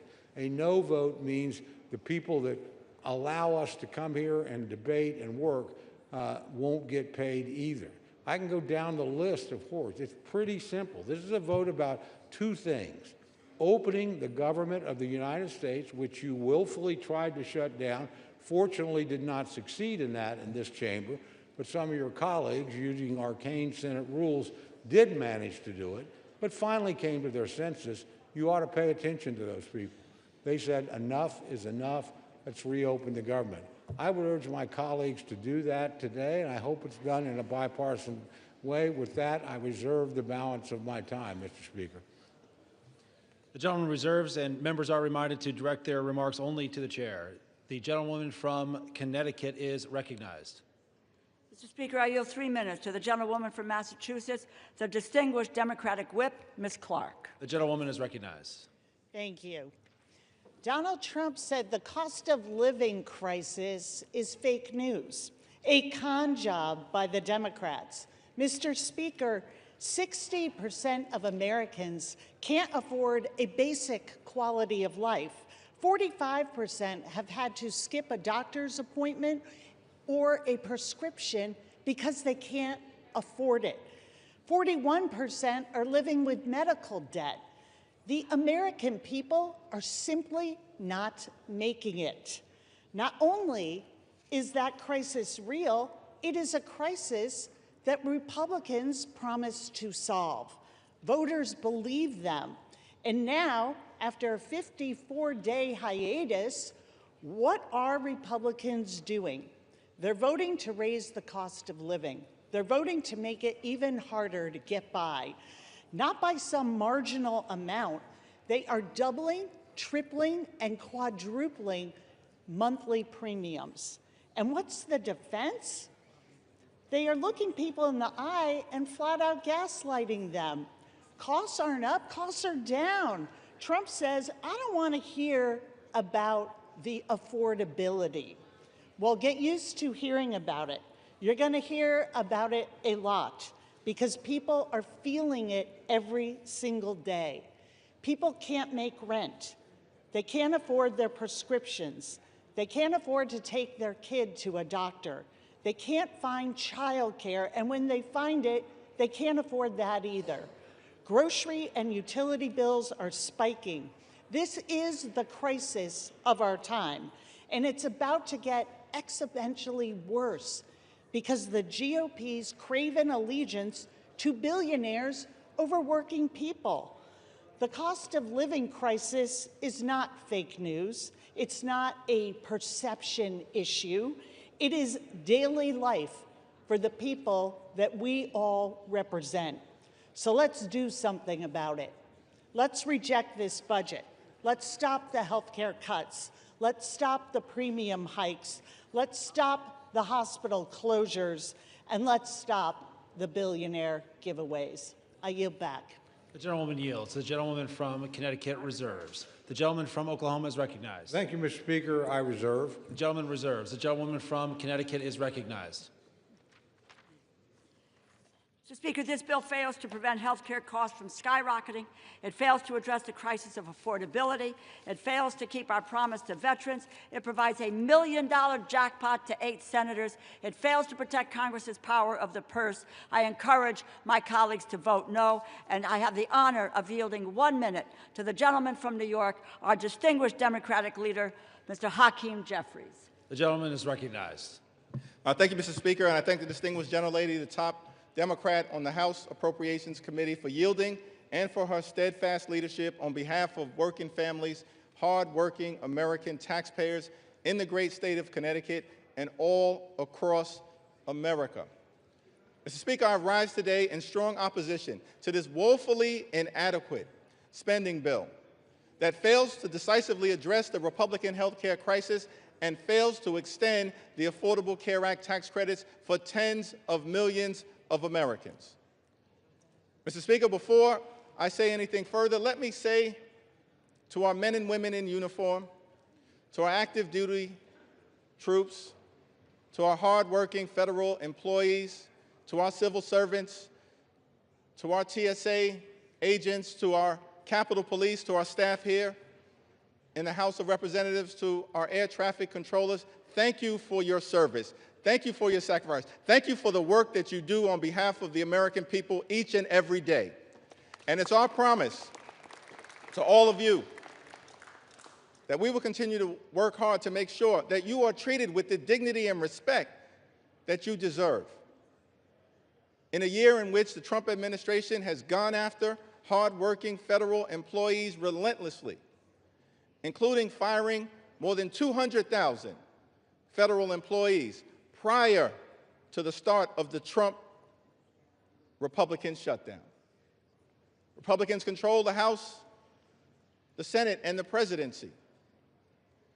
Donald Trump and Republicans made the decision to shut the government down, the longest shutdown in American history. Would rather do that than provide health care that's affordable to working-class Americans, middle-class Americans, and hard-working American taxpayers. All across the country, I'm certain that there are people in America asking the question, where do we go from here? House Democrats, have a simple answer. We will continue to fight to lower the high cost of living. House Democrats will continue to fight to address the health care crisis that Republicans have created. And House Democrats will continue to fight to extend the Affordable Care Act tax credits for tens of millions of Americans. This fight is not over. We're just getting started. We'll fight today.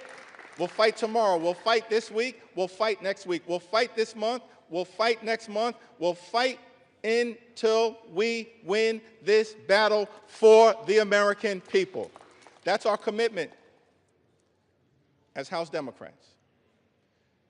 And there's only two ways that this fight will end. Only two ways, Mr. Speaker, that this fight will end.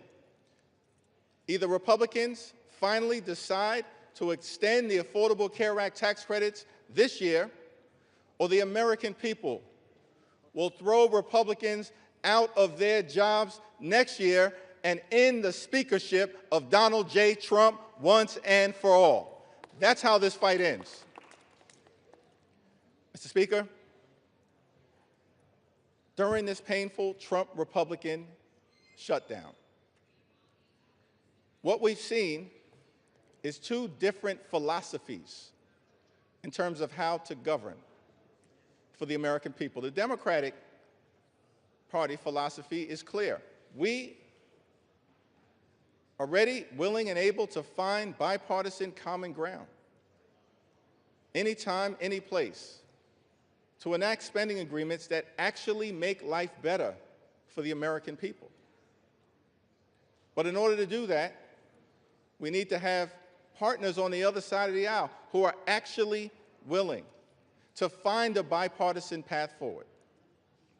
But what we've seen from Republicans from the very beginning of this presidency is a my way or the highway approach. That's been the Republican philosophy. Jam your extremism down the throats of the American people. That's what we've seen from day one of this presidency. That's the reason why the government has been shut down by Republicans and Donald Trump for the longest period of time in American history. What have we seen from Donald Trump and Republicans during this shutdown?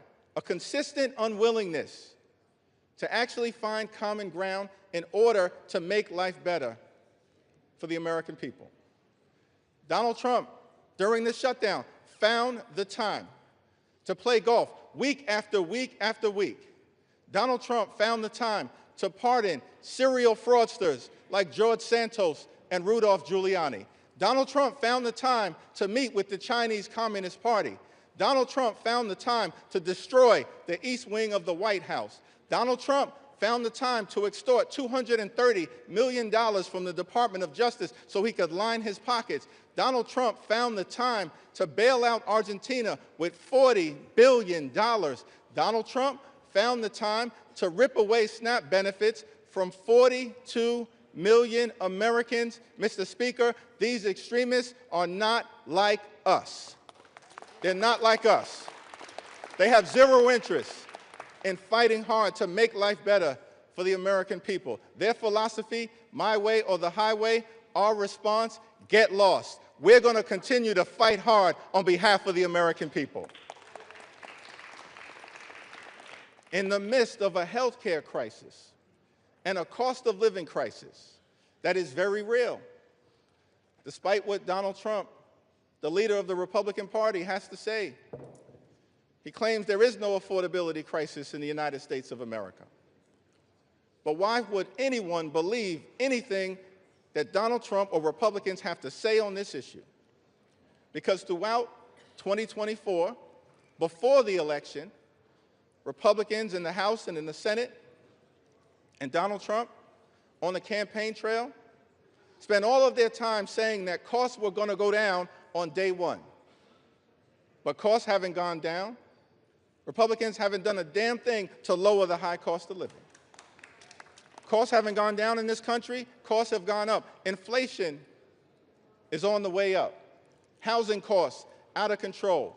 Grocery costs, out of control. Electricity bills, out of control. Healthcare costs, skyrocketing, out of control. And in the midst of this affordability crisis, seeing this, Democrats said, we've got to fight to make sure that we extend the Affordable Care Act tax credits so that tens of millions of people, working class folks, middle class folks, people in rural America, working class America, small town America, the heartland of America, black and brown communities all throughout America don't experience premium increases that in some cases will go up by $1,000 or $2,000 per year. In many cases, month after month after month, $1,000 or $2,000 per month, tens of thousands of dollars per year. Unacceptable in this country, the wealthiest country in the history of the world. And this is in the midst of a Republican health care crisis. Republicans enacted the largest cut to Medicaid in American history, ripped health insurance away from 14 million Americans. As a result of Republican policies, hospitals, nursing homes, and community-based health centers are closing all across America, including in rural parts of this great country of ours. And now, because of Republican refusal to extend the Affordable Care Act tax credits, tens of millions of Americans are at risk of being unable to afford to go see a doctor when they need one. In this country, the wealthiest country in the history of the world, it can't be the case that health care is simply a privilege for the wealthy, the well-off, and the well-connected. Mr. Speaker, that's the Republican perspective. We believe as Democrats that health care has to be a right, and a right that's affordable and available to every single American in the United States. That's what this fight is all about. And that's what the fight will continue to be about as we move forward. Many of my Republican colleagues have suggested that they want to deal with the health care affordability issue, that they want to address the Republican health care crisis that's devastating people all across this country. Well, we have an opportunity for you to do so. There's a discharge petition connected to legislation that House Democrats have introduced to extend the Affordable Care Act tax credits for 3 years, because we believe that working class Americans, middle class Americans, and everyday Americans deserve the same level of certainty that Republicans always provide to the wealthy, the well-off, and their well-connected donors. Working class Americans deserve that level of certainty. So join us in extending the Affordable Care Act tax credits. It's not too late. We're in the midst of open enrollment, but the tax credits expire on December 31st. And we will stay on this issue until we get this issue resolved for everyday Americans. Mr. Speaker, as I close, I've had the opportunity, as many of us do, to serve in the United States Congress with legendary figures, too numerous to mention. Legendary members, of course, Speaker Emerita Nancy Pelosi, Steny Hoyer, the great Jim Clyburn, Maxine Waters, Elijah Cummings, Charlie Rangel, our own Marcy Kaptur, the longest-serving woman in the history of the United States House of Representatives. We've all had the opportunity to serve with legendary members, John Dingell, too numerous to mention. But one can't call that role without calling the name of the great John Lewis. I had the distinct honor of serving with John Lewis for several terms. Many of us here in the House of Representatives did. I'll never forget, on my first day in the Congress, I had the opportunity to meet John Lewis for the first time in person. And he called me over to see him on the House floor, and he just asked me a simple question. He said, "Are you the new guy?" And I said, "Yes, sir, Mr. Lewis, I am." And he said, "Well, we're colleagues now. You don't have to call me Mr. Lewis. You can call me John." I said, "Yes, sir, Mr. Lewis, I understand." And then he said, to me, you're from Brooklyn, right? Now, Mr. Speaker, I got to be honest, I was tempted to say, Brooklyn is always in the house. But instead, since my mother raised me with some sense, Lenita Jeffries, I said, yes, sir, I'm from Brooklyn. And then he said something to me that I've never forgotten. He said, well, I hear some positive things about you from your predecessor, but Washington, D.C., young man, can be a rough place. So I don't want you to get into any trouble unless it's good trouble. And I just wanted to stop by on the House floor to make sure it was clear to the American people that the spirit of John Lewis lives amongst House Democrats, and we will continue to get into good trouble to make their life better. That's our commitment to every single American all across this country from this day and for every day moving forward. And it was John Lewis who said to us that ours is not the struggle of one day, 1 week, or 1 year. Ours is the struggle of a lifetime, and maybe even many lifetimes. And each one of us in every generation must do our part. Mr. Lewis, we love you.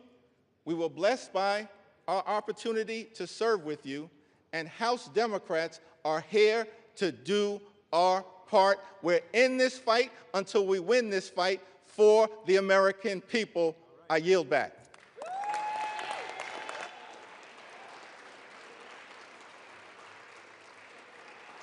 The gentleman yields. Members are reminded to refrain from engaging in personalities towards the president. The gentlewoman from Connecticut has 30 seconds remaining and is recognized. I yield back the balance of my time.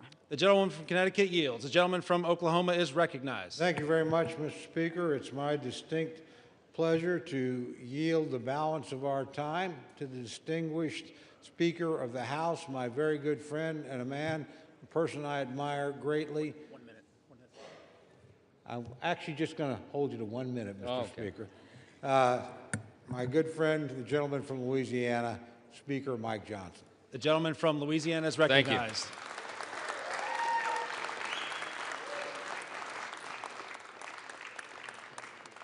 I want to thank my friend Chairman Cole's done an extraordinary job in this process. And Mr. Speaker, we all know why we're here.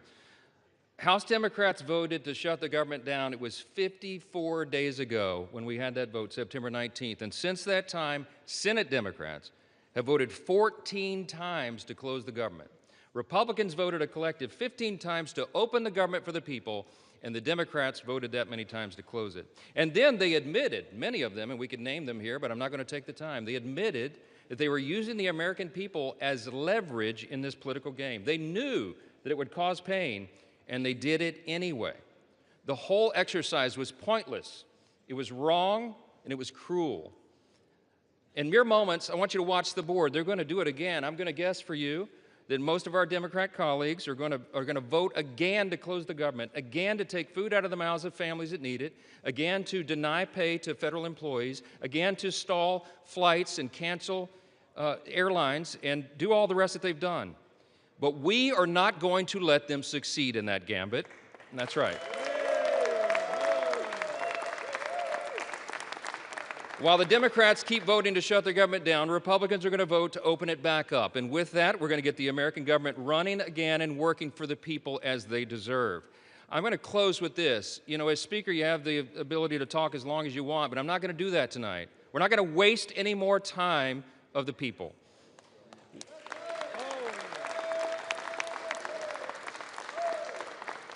I'm just going to say this. I think that everybody needs to remember this one simple thing. From the very beginning of this whole ordeal, on the Republican side, we operated in good faith. We offered a clean, nonpartisan CR. We were honest and transparent with the American people from the very beginning, and every single day of the shutdown, we went out and looked right into the camera with a press conference and told the American people the simple truth. We have done for the people what has been right and just and truthful. And in the end, that is what God honors always. Don't forget it. We need to get this government open as soon as possible, and I'm going to yield back the remainder of my time so we can do that. The American people demand it and deserve it. My friends, let's get this done. Thank you. I yield back.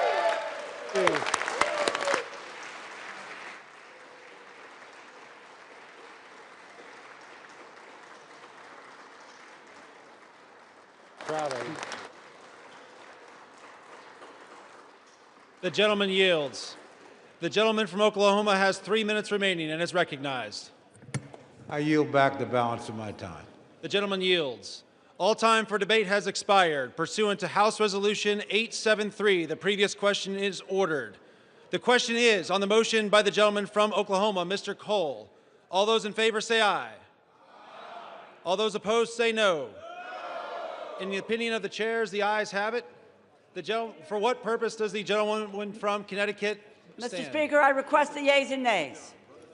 The yeas and nays are requested. Those favoring a vote by the yeas and nays will rise. A sufficient number having risen, the yeas and nays are ordered. Members will record their votes by electronic device.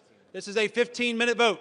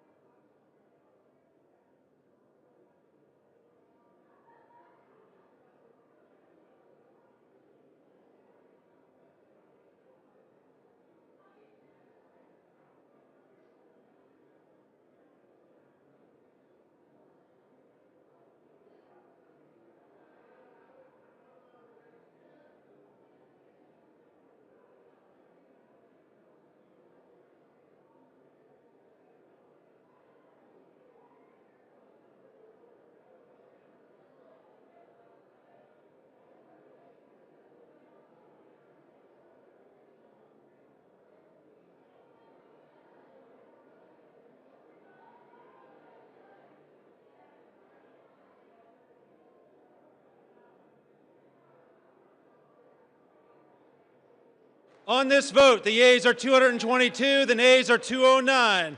The bill is passed. The motion is adopted.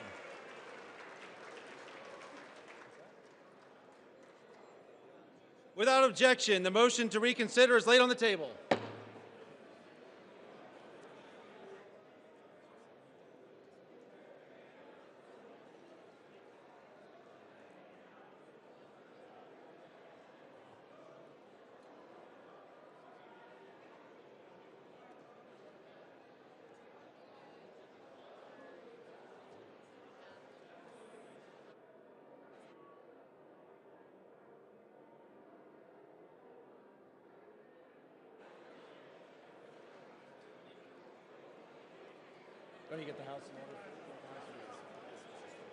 The chair lays before the House a communication.